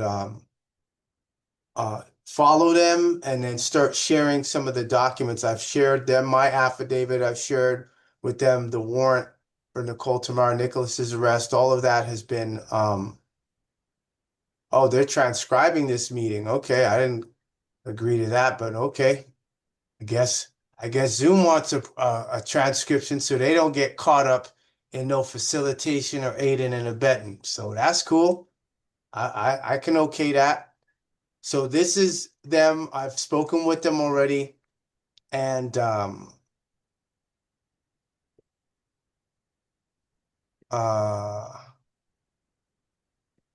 Okay, people that are trying to share Lasso's media in our group. CAC has cut ties with that group, as Mike has posted wrong people, which resulted in court proceedings brought against him. Mike has posted wrong information regarding a residency, and innocent people had their homes smashed up due to his neglect. And now seeing that his own daughter has come out with rape allegations against him, we want nothing to do with Mike and his circus act or his page. Don't try sharing his posts in our group, as we will decline it every time. Sarah D. Caxo. Let's see here. Anyone have anything against me outright banning Lost Souls Media from posting in the group? You're a Lloyd minister. Interesting. Now, this is it here. Before I get into that, I just want to make sure I'm fully through with yours. So everyone now knows it's a $5,000 judgment against Nicole Nicholas. Just in case people don't know and they've been on here's the flyer again. We'll be getting into that in a second here. This is the flyer, and let's see here. Is this Odyssey? Yes. I'm going to play the flyer again. So in case anybody knows the whereabouts, specifically in Edmonton, of where Nicholas is, she's a fugitive. She's an international fugitive, and she is a kidnapper. She is a genocider. She's committed crimes against humanity.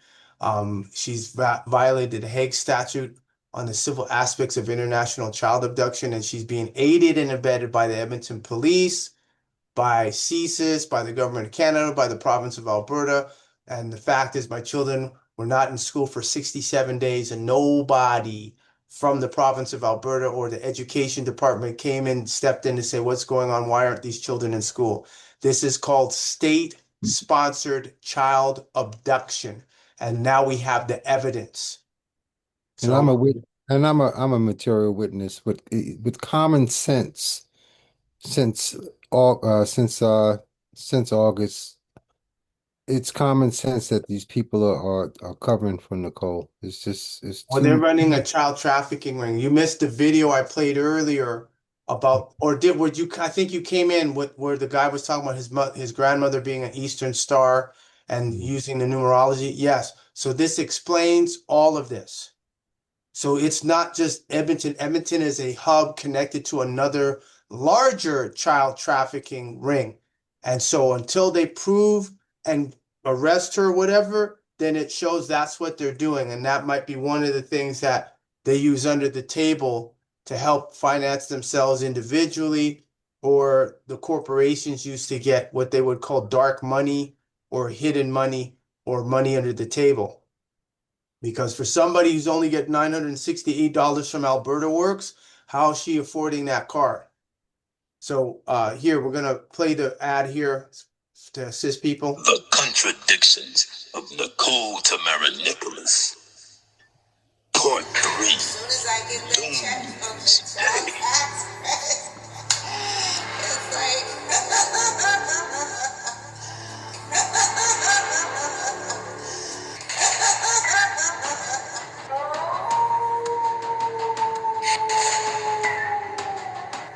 Please contact Nassau County Police Department if you recognize this individual.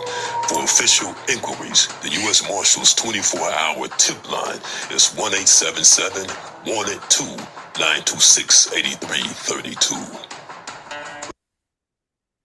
So what we're going to do here, this is the perfect segue, so I appreciate your question, Aferti. What we're going to do here is this. There we go.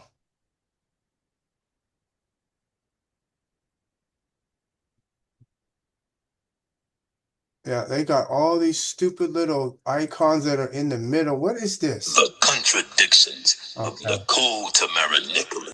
Okay, so what we're going to do here is there's an email that I sent, and I'm going to give all the contact information.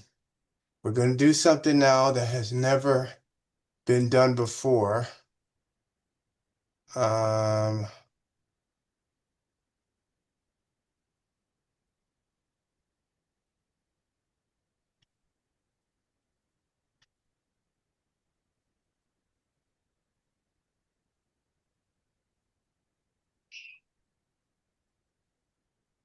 oh, that was Thursday.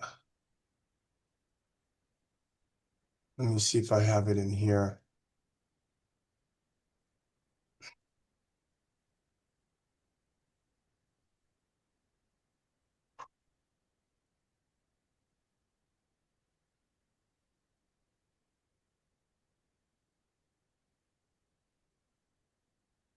Okay, I need to know. There we go. Here it is. Okay, so I'm going to put this in the chat. Everyone can see this. Take a screenshot if you like. So this is the Nassau County Sheriff's Department. This is the fugitive line, 516-573-6400. I would suggest you could use this link here, which I'm going to put in the chat. This should be the tip line. So I suggest you could go submit a tip. And when you go there, right, I'm going to click on it. So I'm showing people how to do this because I've already done it. So everyone else, you can keep that kind of, if you will, you do it. I recommend you do it anonymously as such, and go ahead and do it. Now, when you get down to the bottom here, they'll let you upload files. So they'll see, shows you how backwards Canada's legal system and their law enforcement is up here. See, they're taking images, videos, audio, documents. The courts take that as well. They don't do that up here. Up here, the courts want to bottleneck it to approve or disprove whether you have video or a post that you have on social media. So when you put your document in here, whatever it is, you're going to describe the document. When you click on it, you upload one file and you pick your file. Once you pick your file, the file, of course, will be in here. And then click submit. Once you click submit, then it opens up into a smaller box about this size on the next page. And then you can add subsequent files to that. So give all the information that you can. And once you do that, you just do one document. Then after you go to the page after this, you can upload up to the 100 meg limit.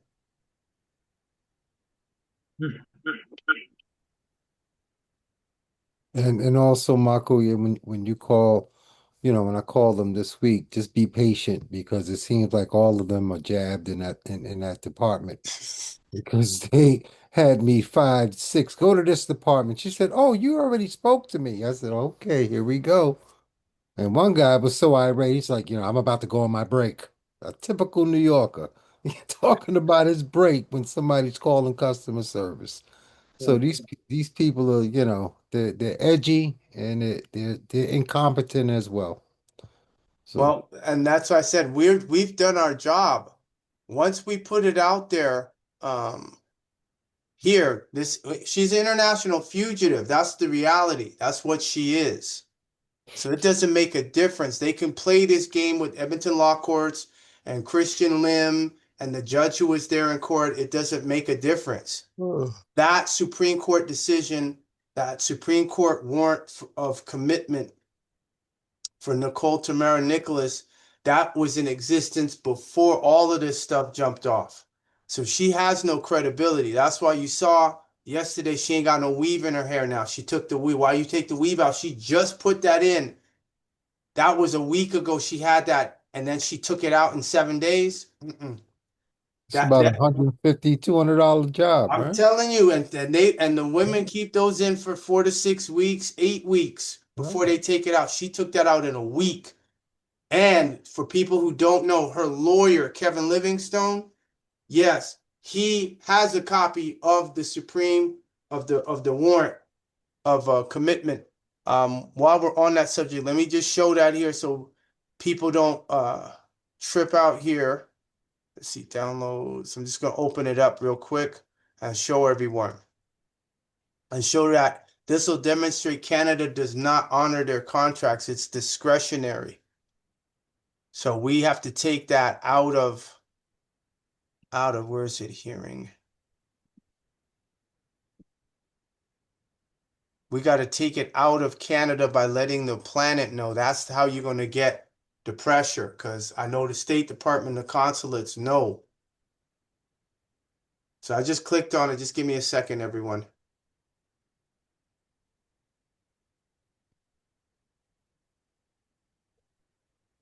Pasta Fazula. What's going on here? Okay. There we go.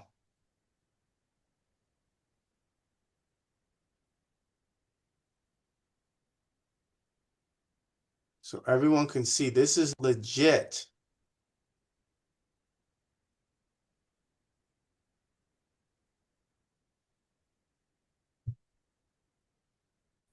There we go. So everyone should be able to see this. Come on.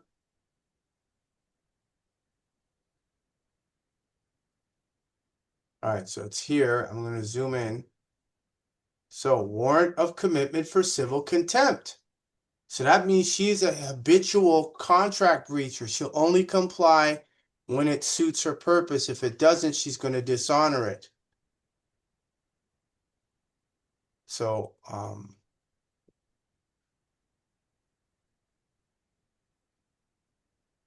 there we go. So I'm going to zoom in here so everybody can see.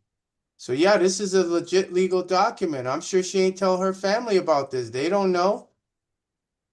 I'm sure her cousins are all hers. The one who works at the Mario, who works at Department of Defense for the U.S. Pentagon, I'm sure they don't know this. So it says it right here. To the sheriff of the county of Nassau or the sheriff or other police, this is from the Honorable Roy S. Mahan, or peace officer of any county of the state of New York in which the offender may be found.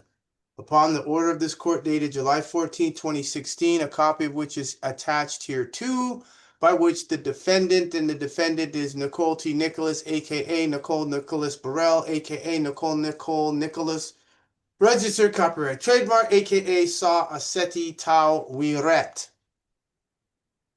The defendant was personally served with a copy of that order, and that she failed to purge themselves of the contempt as set forth therein.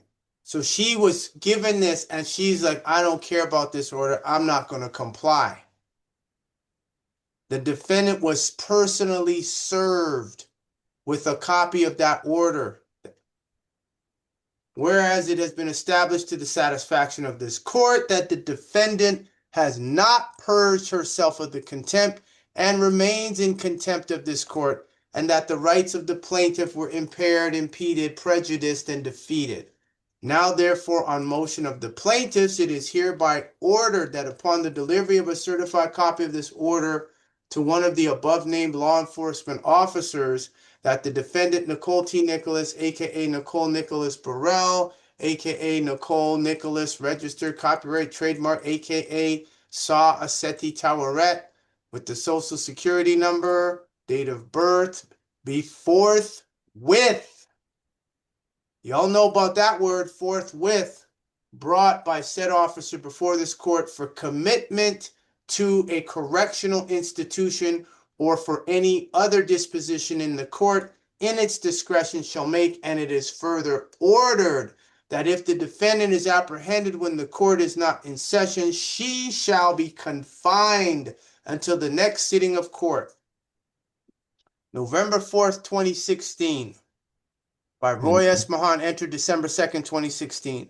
And then as you could see, this is a certified copy that I got. Much appreciation to you, Macau, and testimony whereof I have hereunto set my hand and affixed the seal of said county and court, April 2nd, 2026, for Maureen O'Connell. Done. So all those other people who was giving her money, and y'all know who you are, and we know who you all are, y'all was aiding and abetting a fugitive. And I confirmed with my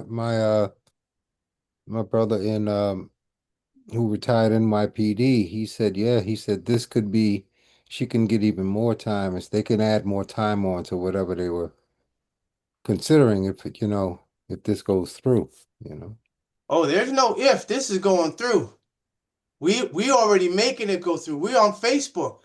Forgive me for yeah. Oh yeah. It's going, there is no if, it's going through. When it goes through. The Edmonton Police Service aided and abetted a criminal.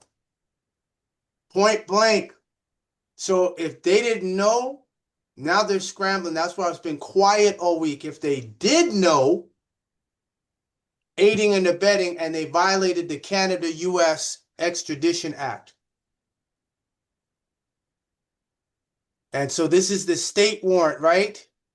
Correct. I put the file number in. If they're going to put that in. I'm going to speak it. J is in Jackson, T is in Tom, E is in Edward, 0. This is for those of you that are going to put tips, confidential tips. And once you do your tip, that's it. Make sure you could print it off before you press submit. Print that off so you have a copy. But they're going to give you a number, and the number is going to be that's the only number they'll have for you. Nicole's state warrant number is J is in Jackson, T is in Tom, E is in Edward, 032190811, W as in water, 0102.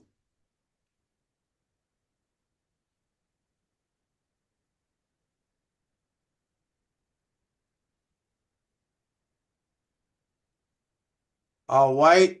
And I know there was a statement in there. I'm going to keep that statement confidential for the one who gave the tip. So if you did a tip, we'll talk privately and confirm that, but we're not going to do that here. But the tip is there, so everybody can do the tips.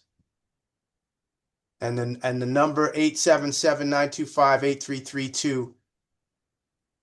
So everyone has all the contact information. So much appreciated, Aferti. This was a perfect segue into that. Much appreciated for all your work as well.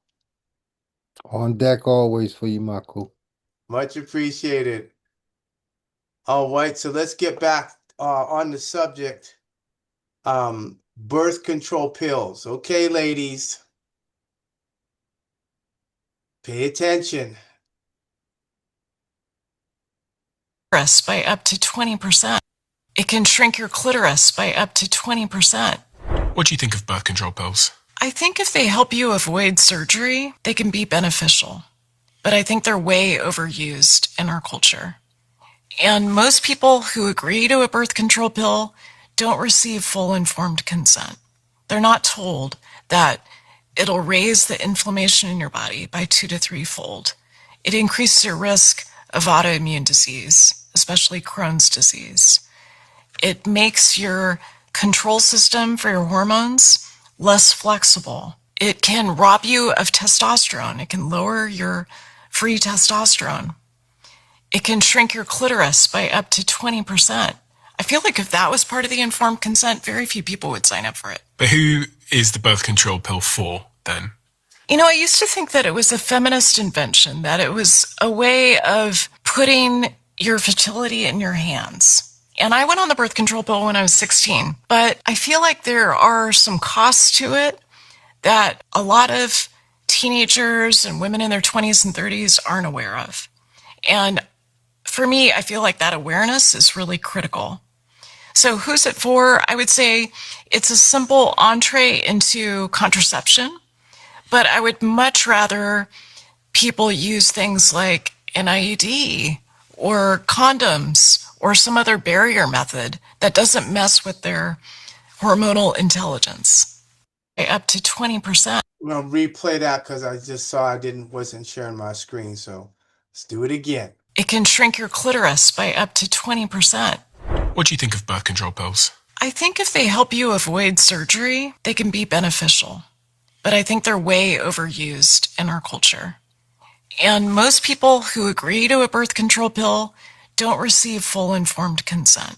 They're not told that it'll raise the inflammation in your body by 2 to 3-fold. It increases your risk of autoimmune disease, especially Crohn's disease.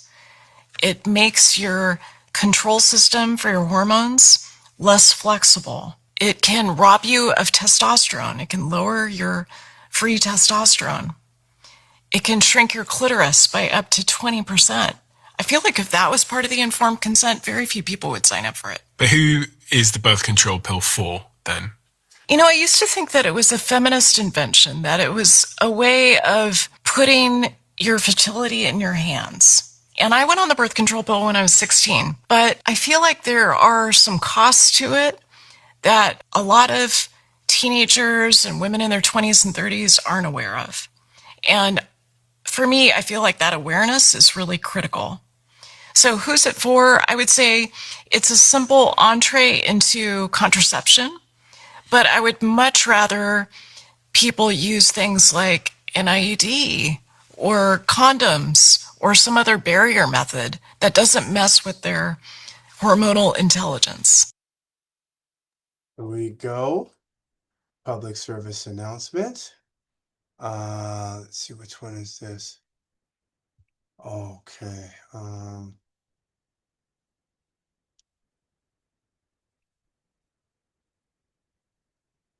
Okay, this is about CERN, about them breaking time. So that's why our time is just ridiculous. It's like, from the time it hits Monday, the week is over, and we're like, man, that's it. It's Friday again. It's never been seen anything like this. Theories about particles, but there was no method to.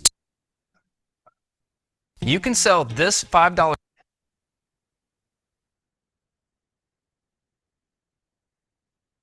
experimentation. There are beings from portals coming in and out. Beings coming in and out of portals. Yes, they have apparently in the bottom of the stern this portal, this door where they are dealing with all the subatomic dimensions. She's not the only one talking about this. If you've seen the latest video, you know Dan Burish has been saying the same thing. They are from the future, 45,000 years ahead of 45,000 years ahead on a separate timeline than what we are presently on. People from the future coming through open portals. I can't even wrap my mind around it. And now, to hear a CERN insider saying it out loud. But here's what's more disturbing. When you look at what is going on in the CERN, there is a fight from some of the military agencies. Intel, they say that there is a fight on time. They're trying to change time. Trying to change time or changing timelines. The cornucopia was there.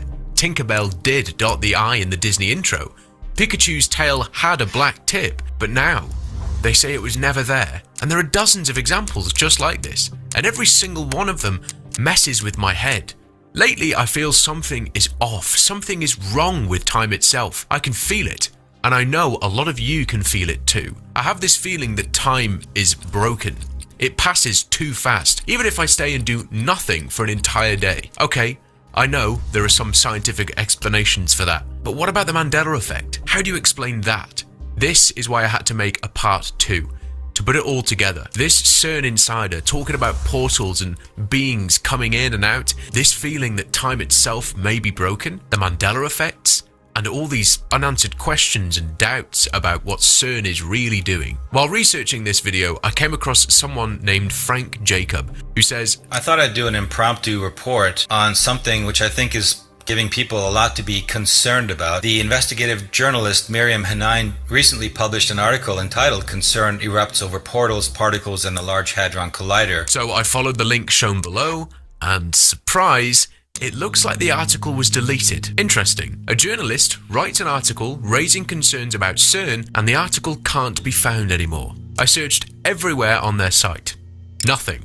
But I did find it eventually in the web archive, and what it said shook me more than I expected. Let me explain what was in that article, because this is where it gets very, very interesting. All of this comes from the investigative journalist Miriam Hanine. First, you need to understand what's happening at CERN. It's very important. 10 years after discovering the Higgs boson, the so-called God particle, CERN's Large Hadron Collider started smashing protons together at energy levels we've never seen before. Their stated goal? To reveal more secrets about how the universe works. Let's talk about what this machine actually is. The LHC is the world's largest and most powerful particle collider. It's a circular tunnel, nearly 17 miles long, buried 574 feet underground along the border between Switzerland and France. After a 3-year upgrade, it was fired back up in April 2022, and on July 5th of that year, it began a new experiment running 24/7. For the next 4 years, at a record energy of 13.6 trillion electron volts. That's slightly higher than its previous record. They'll collect data, then shut down again in 2026 for another 3-year upgrade, before starting up once more in 2029. The price tag so far? $9.2 billion. The process sounds like science fiction. They take 2 beams of protons, the particles in the nucleus of the atom, and shoot them in opposite directions around this 17-mile ring at almost the speed of light.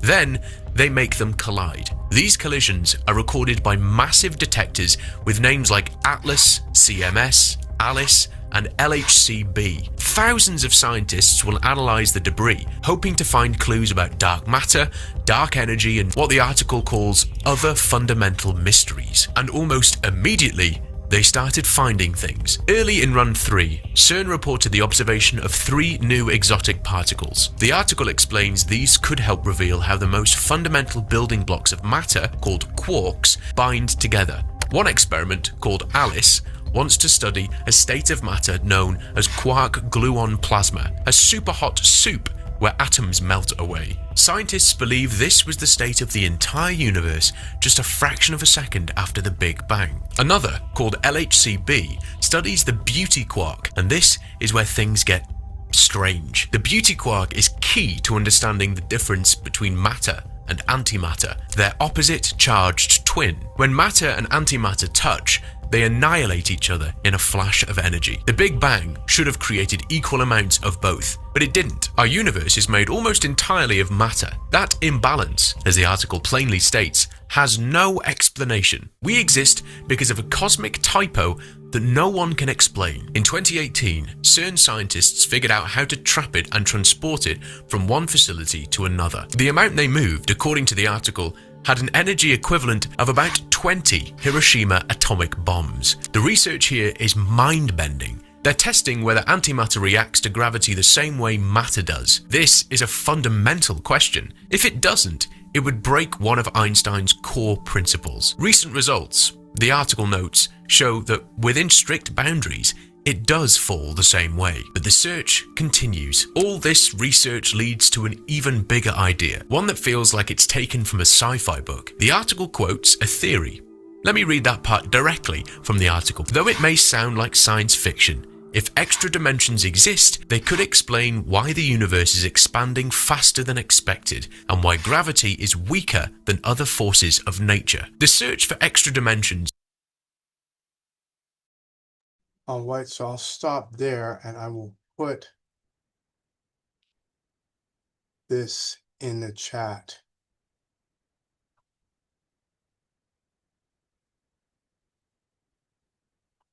So everyone has that. Oh, this is the AI one. Oh, yes.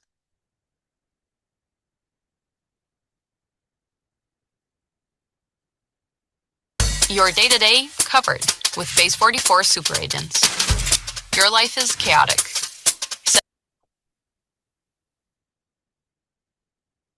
Constructed where these companies and the people running these companies get to make decisions that affect billions.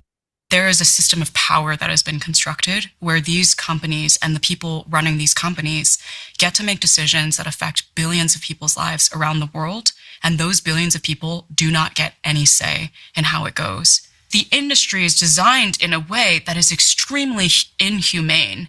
Guys, Karen Howe, one of the top AI researchers, dropped a pretty eye-opening interview on AI and its dangers. During the interview, Karen warned that we should stop believing the tech companies that the AI they're making would stay aligned with humans. She said they're intentionally allowing AI to rewrite its own code to achieve AGI, and this could become an existential threat to humanity. It could lead us to a major catastrophe in the coming years. Guys, I believe the main issue right now is the complete loss of control of the government over these tech companies. Big tech is constantly training AI to replace humans from their jobs, and I believe the biggest threat we're going to face in the next couple of years is mass unemployment. Because once mass unemployment begins, it would lead to civil war and all sorts of chaos. If a huge fraction of the population has nothing to lose and nothing to gain, it'll be a collapse of society. Now I'm going to play some clips from this interview.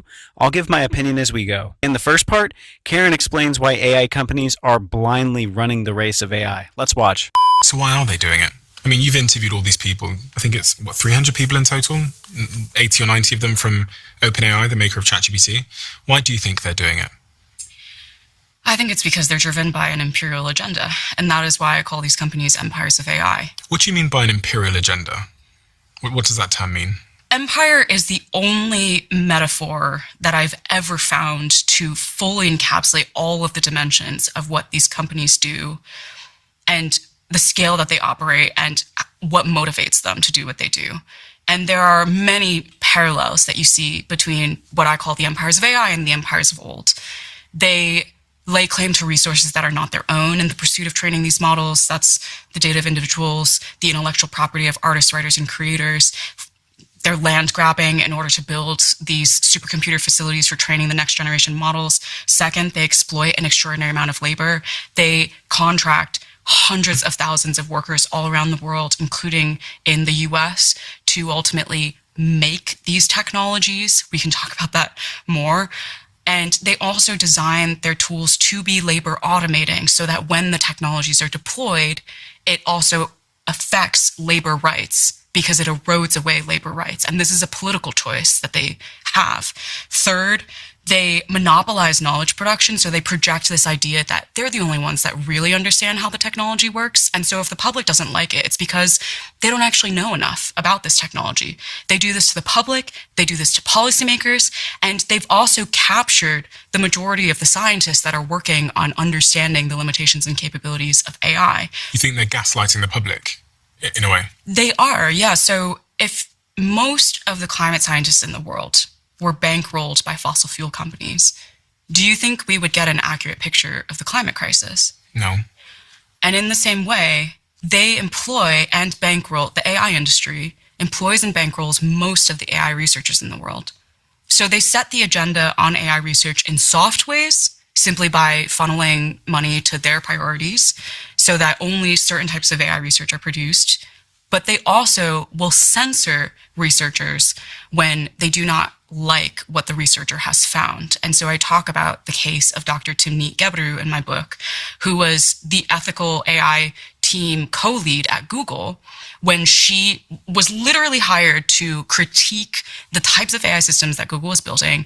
She then co-wrote a critical research paper that was showing how large language models specifically were leading to certain types of harmful outcomes. And in an attempt to try and stop this research from being published, Google ended up firing Gebru and then fired her other co-lead, Margaret Mitchell. And so they control and quash the research that is inconvenient to the empire's agenda. Did you have an example where this is happening to journalists as well, that are asking questions of their team members? I think I was watching a video of yours where there was a young man that was saying he had someone show up at his door, knocked on his door and asked for information, emails, text messages, and this person was from one of the big AI companies. This was OpenAI started subpoenaing some of its critics, as part of what appears to be a campaign of intimidation, but also what appeared to be a campaign of fishing for more information to map out the network of critics further. But this was a man who runs a small watchdog nonprofit, and they had been doing a lot of work during that time to try and ask questions about OpenAI's attempt to convert from a nonprofit to a for-profit. Ultimately, OpenAI was successful in that conversion, but during the period where it was sort of existential for OpenAI to complete this conversion, there were a lot of civil society groups and watchdog groups like Midas who were trying to prevent the process from happening in the dead of night. They were trying to get more transparency. They were trying to have more public debate about this because it's unprecedented. And it was then that there was a knock on his door and he was served papers. What do the papers say? The papers asked him to reproduce every single piece of communication that he had that might have involved Musk. So this was like the strange paranoia that OpenAI had, that Musk was somehow funding these people to block the conversion. None of them were actually funded by Musk. So in this particular case, the request, he simply was just answered, I don't have any documents because this doesn't exist. Okay, next, Karen.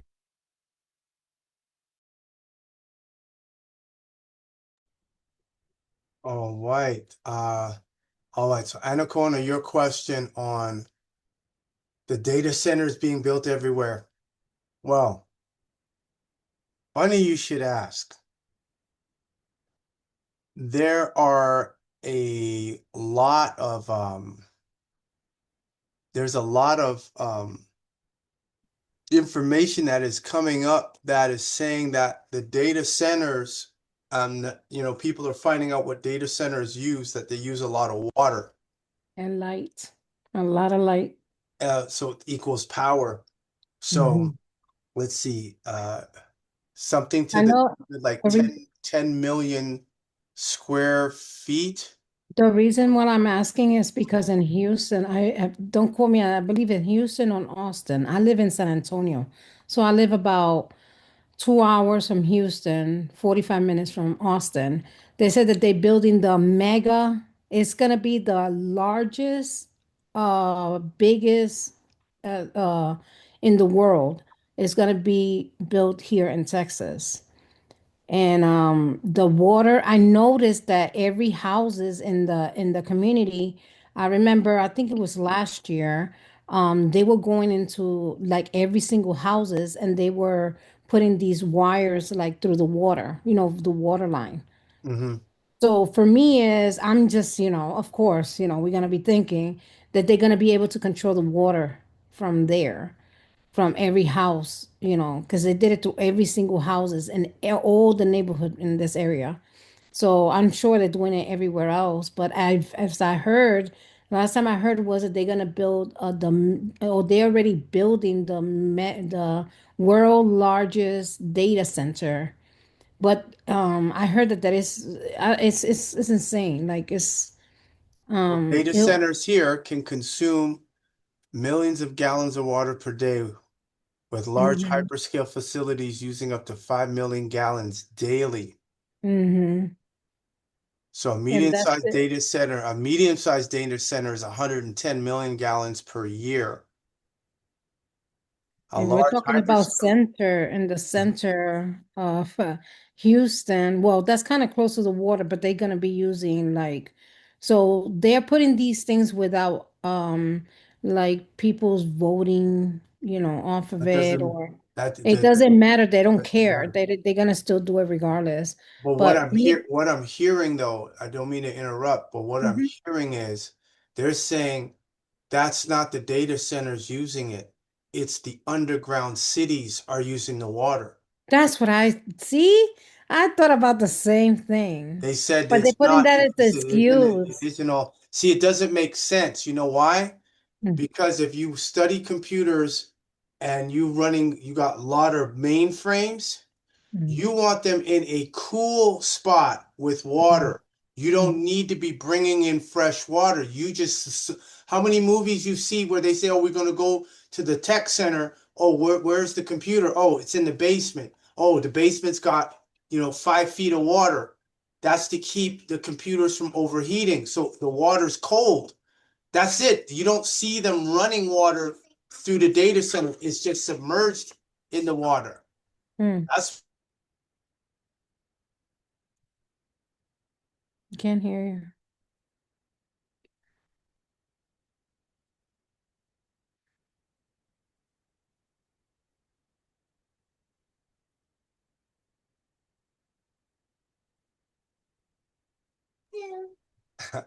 So this is what they're saying is that the data centers are not using all that water. It's the underground facilities, the underground cities. They said some of them got 20 million people living down there. Mm-hmm. So when you look at that, where's the data center? According to this picture here, this little small picture here, this is it here. But anytime you're running a mainframe, like you see, here's another one here for showing your mainframes. If you're really doing stuff, the water is here. It's underground. And that's it. You don't have to be using fresh water. You can move to rotate the water out or whatever, but that's it. That was that movie Westworld, that TV series. They showed that the mainframes were in the basement, underground, in water. And that was it. They weren't running water. They weren't, having a machine to pump the water. None of that. Because in there it's cool and it'll keep the systems from overheating. I heard that Missouri, they were fighting, the people were, protesting and everything, and they still voted them in. Of They still, course, regardless, they still voted them in. because whoever is there is corrupt. They're blackmailed. They got a videotape or they got pictures of them, or they say sometimes what the worst one I ever saw was a politician from DC. They said they'll go to these parties or whatever, and they're forced to either rape a child, eat a child, drink the child's blood, or have, whatever it is. And the other one that was parallel to that was they say if you're the president, they say it doesn't matter in that secret society. They're all on the same level. Okay, you have to do the cat, you got to do the dog, and you got to screw the donkey. Mm-hmm. This is the stuff that's going on. So these politicians, like I said, this is what they're doing. So we're gonna pay for it, yeah, the people that are living in, regular people living in those cities are gonna have to fork out the money for them to get rich. For them, and they still gonna, from those data centers, supposedly they're gonna get all your information, they selling your information, they're doing everything through those data centers. So not only they stealing your water and your light, they're also stealing your privacy. Everything is there included. is no privacy. If you Mm-hmm. watch what's his name? The Daily Spy? Mm-hmm. No, Everyday Spy. He told you, he said, you go through an airport, he said we could scrape your phone, we could scrape your laptop. There's no privacy. What have I been before AI came? I was telling you all what? Get used to the reality that you're going to be looked at. And this is pre-AI. Mm-hmm. And now AI is here.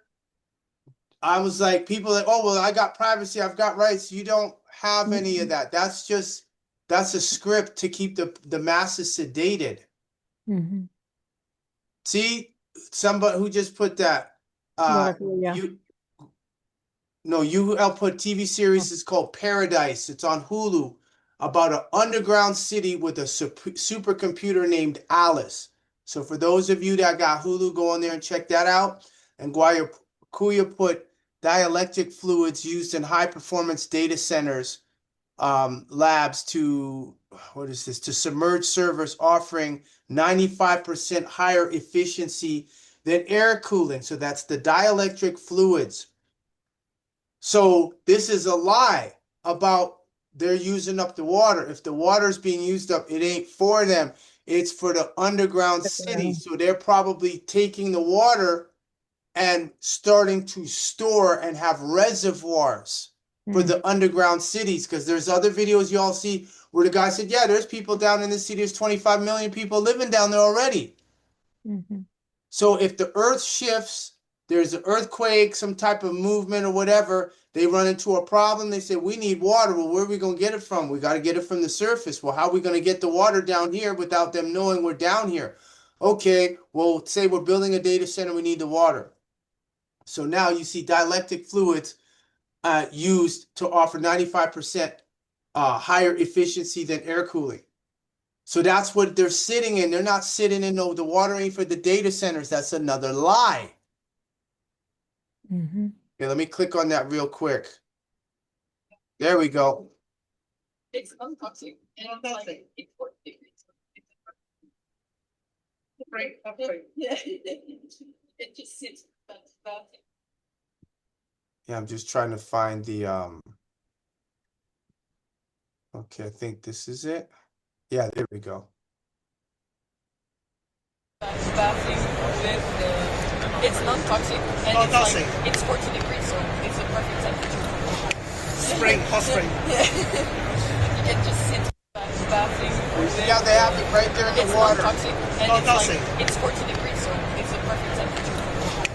Yeah, this says 40 degrees, so it's a perfect 40 degrees Fahrenheit. Spring, hot spring. Yeah. So that's what. So you know about the underground cities. I know about the underground cities. Other people gonna underground know about the underground cities. So much appreciated for that question. Fabulous. It's a big world out there that they're keeping hidden from us. Mm-hmm.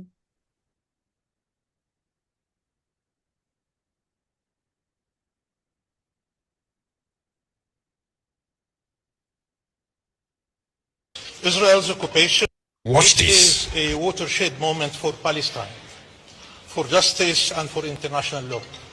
Israel's occupation has been declared unlawful by the World Court, which has stipulated that it must be terminated completely and as rapidly as possible. The court also found that illegal Israeli occupation violates the UN Charter, human rights and international humanitarian law. The court further unequivocally declared that all Israeli settlements in the occupied Palestinian territory are illegal and must be dismantled, and that all Israeli settlers must be evacuated. The court declared that Israeli illegal occupation not only violates but eviscerates the Palestinian people's right to self-determination in their own land, including the right to their own state. This ruling couldn't be more timely or sorely needed. The Palestinian people have endured unbearable suffering and injustice for decades. This ruling is a vindication of their steadfastness and perseverance. This right must no longer be denied or deferred. The court made clear that the Palestinian people are the only sovereign in the occupied Palestinian territory, including East Jerusalem, and that the international community is under an obligation not just to reaffirm the Palestinian people's right to self-determination, but to see to it that this right is implemented immediately. All states and the UN are now under obligation not to recognize the legality of Israel's presence in the occupied Palestinian territory. What do you think? Please drop your thoughts in the comments. Yes, that was done probably about a year or so ago. Only problem with that is it's unenforceable. It's not legally binding. Not legally binding. So let's check this video out. Now we skip over before we finish up here. Reptilians are real. It's very reptilian, and reptilians are real. They do walk amongst us. On this planet, they've attempted to make it for farming and harvesting of humans. And that's just a fact that most people don't want to believe. So when somebody parties too hard or isn't living right, they want a fresh blood in their system, right? I didn't drink, smoke weed, I didn't pork, none of that. Diddy saw me and he was like, yo, I got a job for you. He was like, I want that blood. And I was like, whoa. And he drops 10 grand on the table. I'm a universal donor. He thought I was special. He called me his lucky little blood girl. Every 3 months, he would fly me down to Miami. It's demonic, and it's happening in many different ways. It just upsets me to see that. And our whole blood bank system is a joke. Most of the blood that's harvested here in the U.S. goes overseas. People don't realize that. They don't understand that most of it goes to research labs and to the quote-unquote elite, and they do use it to rejuvenate their bodies like vampires. So your blood that you're donating is likely not going to the person that you think it's going to go to. We just have to understand that the demonic realm is real, but God is more powerful. And which side do we stand on? We don't have a choice. You can't be sitting on the fence on this. Yeah. The armor of God, definitely very important during these time frames. And I've gone after the demonic realm quite a bit after my Archangel Michael experience, and I've taken a lot of them out. There are other entities here. If you look at the numbers of humans that are being sacrificed and tortured and missing and babies, this is not human. Transhumanism is moving in. We can talk about that now. So transhumanism basically taking us from our God-given soul activated body and supplanting it with something different. Now, this is a guy I did many shows with in the past, Cyrus Parsa, and he talked about the Great Reset, how big tech elites and the world's people can be enslaved by China CCP or AI. I just know people should not lose faith. They should have faith, hope, love, because I have so much of that, and it's not coming from me, human character. And it's definitely coming from the Holy Spirit working through me. And we are all here for a divine appointment, a big one. And no one's here by accident. Anyone listening here with Michael, we're all here for a purpose. So I'm very honored to be alive during these times. And I'm excited for what is to come. It's all the lens that we look at it through. I completely agree. This is a fascinating and monumental time. Now, your website, Carrie Madej, that's spelled CarrieMadej.com. You have great information in here, of course. It's really getting together humanity and using all the nature and the organic spirit within us, singing and the resonance and the harmony and the frequency and the light. That's beautiful. It doesn't cost money. Wow. That sounds phenomenal. Yeah, and you do the research, you can see that's the way it used to be, and then they hijacked that, unfortunately. So we can bring it back. I believe that we were born for this moment, and we have something that they don't. Definitely. This spark can produce a good electromagnetic frequency. We can go into the fourth state of matter, the plasma state, which is powerful.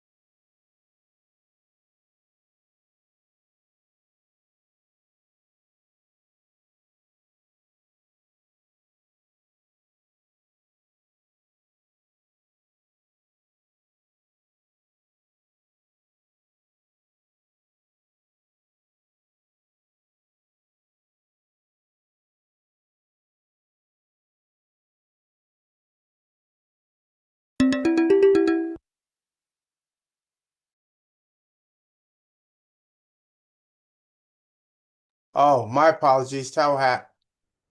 Yes, everyone. I'm showing this video here of the parasites. What was the other one before? Okay.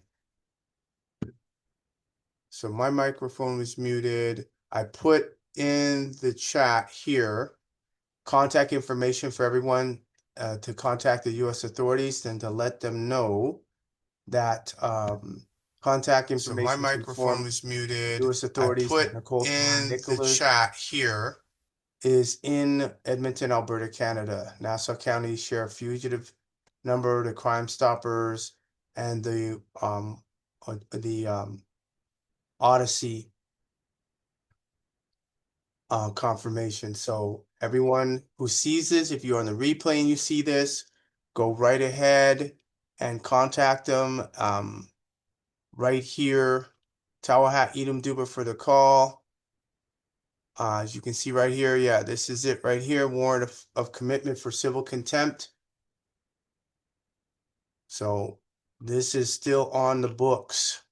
And this is a certified copy. You can see the seal here. And that was the copy that I received via New York email on the 2nd of April. Much appreciated. Of 2026 of the Gregorian calendar. Great. And so now we're going to go back to this video. Okay, so this is the guy. He had another video. Let me see how long this one is. Yeah, that's 8 minutes. I want to get his other one. I'll play half of this and put the link in the chat, but he's talking about how the parasites are actually developed by the government and are controlling people. This one blew my mind. He did a bang up job.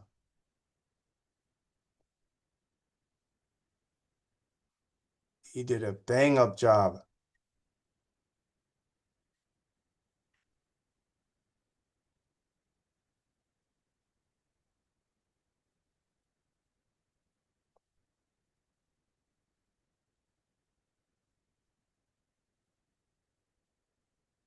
What I'm about to show y'all is going to blow your mind.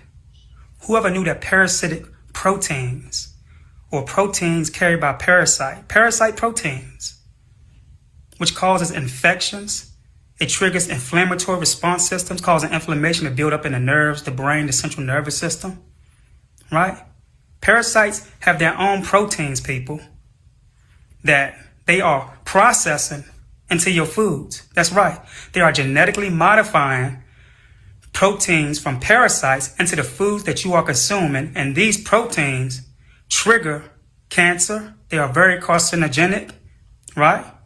These proteins from parasites hold information that will tell your body to do what the parasite instills inside of that protein shell. It is like an envelope that is delivered to the body by the parasite to tell your body to do what the parasite tell it. Now, like I said, it's going to be very disturbing information that I'm about to put forth. But I want you all to pay attention, because proteins is not what they taught y'all. Proteins can be engineered. They can engineer proteins to control your emotions. They can engineer proteins to make you kill somebody. Proteins that are engineered can be very identical to parasites. They can be used to control the host that they are in.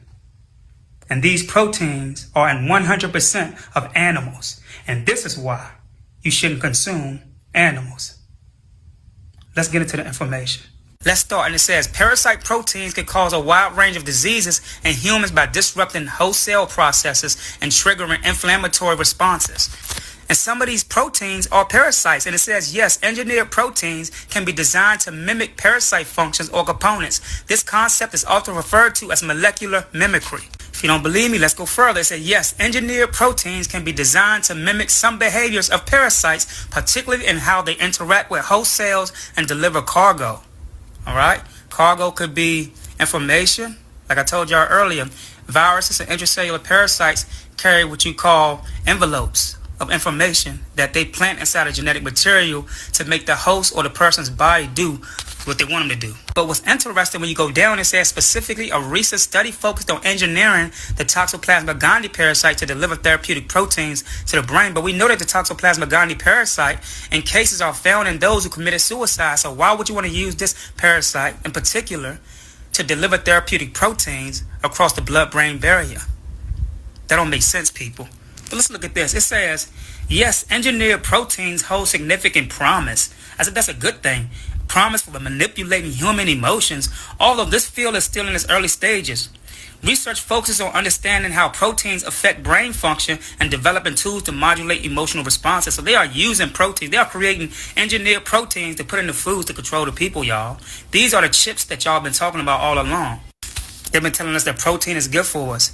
Get your dead animals to get your protein. But look at this. It said, yes, proteins are intricately involved in the mechanisms of fear and anxiety in humans and animals. And I'm going to say it again. It said, yes, proteins are intricately involved in the mechanisms of fear and anxiety in humans and animals. They are using proteins to control your emotions. So you eat the animal protein, right? And those proteins latch on to the outer coating of your cell. So when a virus or a parasite get into the body, they use that protein against y'all to cause diseases. When it says, yes, some parasites can utilize animal proteins from our diet to cause diseases in the body. And here's more. It says parasites can use the proteins people eat, including animal proteins, to grow, reproduce, and cause diseases. So y'all don't understand that people, when they visit you, their spirits, they don't have to be dead. People can visit you and they can be alive in human form. People can visit you and still be alive and connected to their human bodies.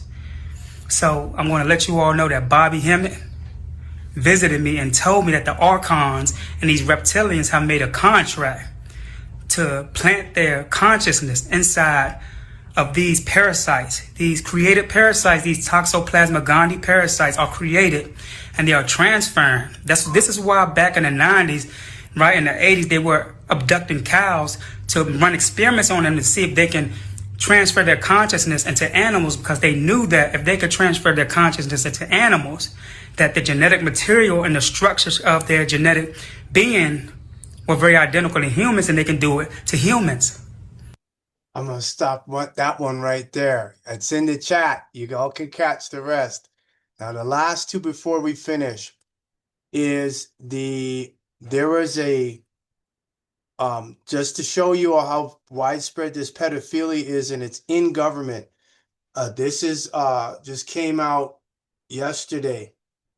This is a convicted child sex offender organizing Carney, who's the Prime Minister of Canada now.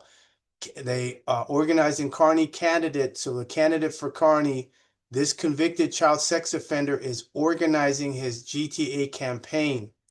Yusuf Ali Talukdir, convicted in 2010 of sexually touching a child student, lobbied Carney on making Liberal candidate Doli Begum a cabinet minister at an event featured on CBC News.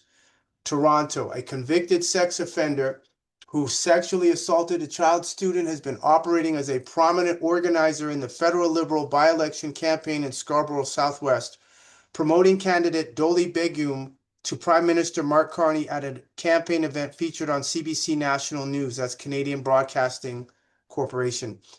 That's a government channel. Appearing repeatedly at her side from the campaign's launch through Advanced Voting Week, arranging transportation to the polls for voters, and attending community events alongside Public Safety Minister Gary Anandasangari, with no indication the Liberal Party of Canada vetted his criminal record. So it's the same thing with Nicole. They didn't know, or if they did, they suppressed it. She has an active warrant. She is an international fugitive, and I'm being forced by the Canadian Provincial of Alberta, City of Edmonton. I'm being forced to give my children every Sunday back to a kidnapper. The Bureau has confirmed through a review of CBC footage, social media posts, campaign photographs, video, and signed public communications that Yusuf Ali Talukdir, convicted in 2010 in Ontario court of sexual touching of a child under the age of 14 and stripped of his teaching certificate, Told you where the pedophiles are hiding, in the teachers union. By the Ontario College of Teachers in 2013, is deeply embedded in the campaign to elect Bigum as the MP for Scarborough Southwest ahead of the April 13th by-election. Ontario court records say Taluk Dir is a respected figure in his Bengali Muslim community, so much so that children in the class of the victim called him uncle, and the victim's mother, who believed the faith-connected Dhaka Learning Center would be good for her daughter, trusted him implicitly. There you go. Now, last thing, let's see here, because we went through a lot. Is this him here? You see, did they just refresh his picture?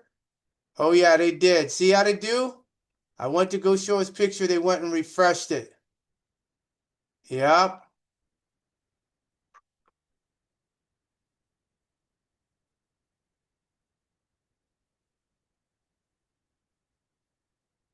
See, 3 men jailed for sex with cow, goat, 9 horses, and unknown number of dogs.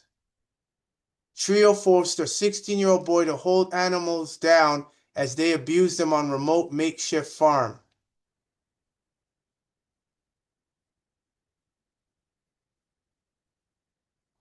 Wow. And going back to Lost Souls. Okay, no, not here.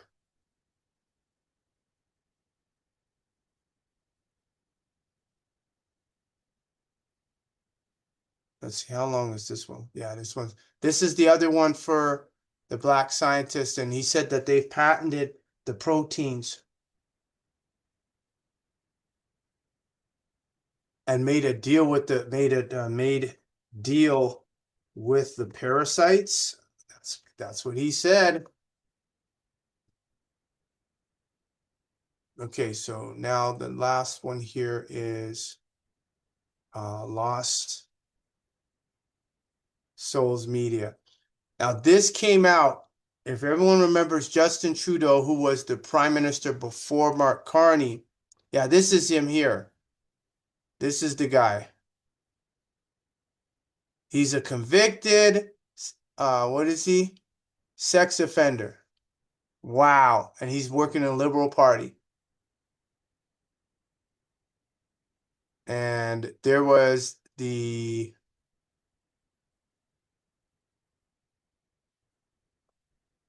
just gonna go here. There's one document with Justin Trudeau. Oh yeah, that's the lawsuit. Oh gosh, where are you hiding? Okay, I downloaded you. That's what I did. This is it. I think this is the document. Blew my mind.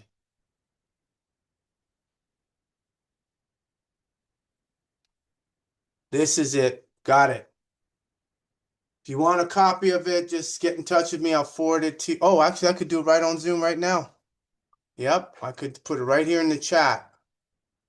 And I'll upload it. So the pedophiles, the child rapists, the bestiologists are all in these political parties.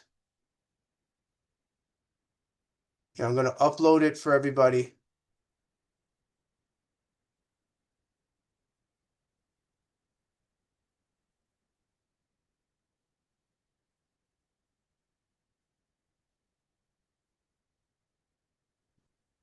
There we go. Here it is. So it's here.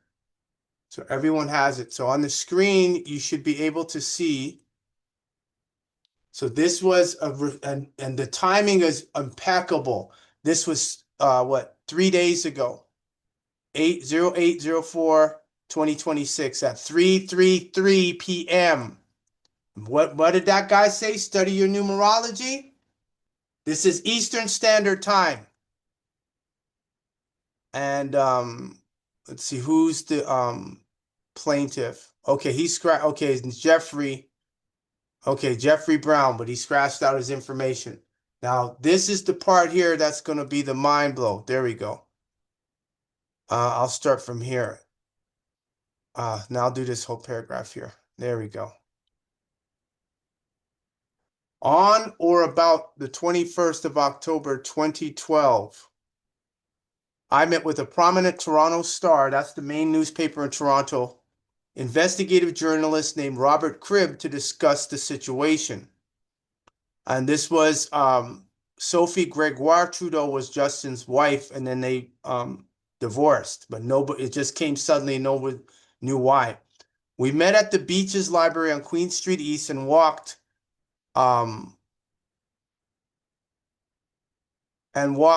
and along the Q Beach before sitting down together at a picnic table. During this conversation, I agreed to grant him exclusivity with respect to my story. And he shared some information that is fundamental to this claim, something that I found quite disturbing. He let me know that the Star had recently been told by the RCMP that Justin Trudeau was watching kiddie porn, aka underage pornography, on his devices. This is the Prime Minister of Canada before Mark Carney came in. He explained that the RCMP knew this because it was one of their responsibilities to monitor his phones and computers. No privacy, to ensure that they are not compromised by a foreign power. This was not the first time that a Canadian journalist had shared controversial things with me about political leadership, but it was unique in that they had received the information from law enforcement directly. We did not get into why the RCMP hadn't brought this information public themselves. I assumed that it was similar to whatever interactive restrictions had been placed on them with respect to the Lavalin affair. It was a company that got a big sweetheart deal from the government with Justin, and people said, I don't think there was a bid put out, and they just got the contract without a bid. So that became a scandal. But that is just conjecture. For whatever reason, they handed this over to the Toronto Star to bring public. And when the handoff occurred, it became the newspaper's responsibility and duty to share it with Canadians, and they didn't. Let's see, blah, blah, blah.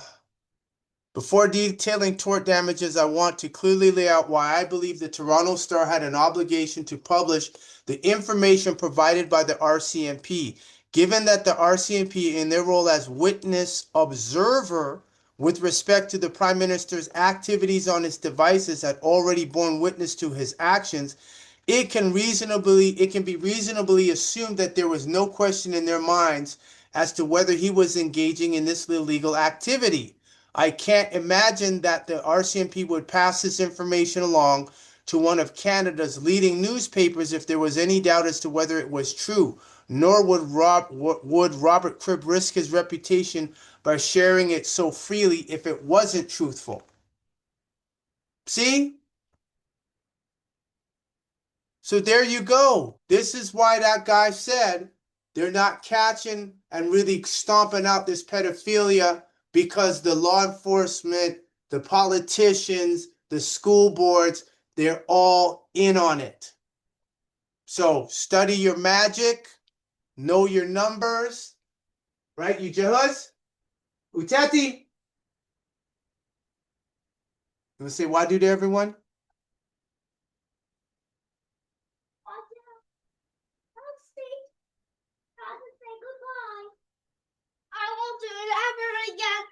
Okay, you won't do what? I won't do it ever again. You won't do what ever again? What did you do? I don't want to push that bean off. Okay, good. Thank you. Good. I appreciate that. Why? Okay, everyone. So, for all you parents out there who got young children, you got to speak up and expose these public officials. They're not going to they're not going to say nothing. They're going to cover it up. All right. You can't see your eyes. Okay, Chashik Gador, everyone.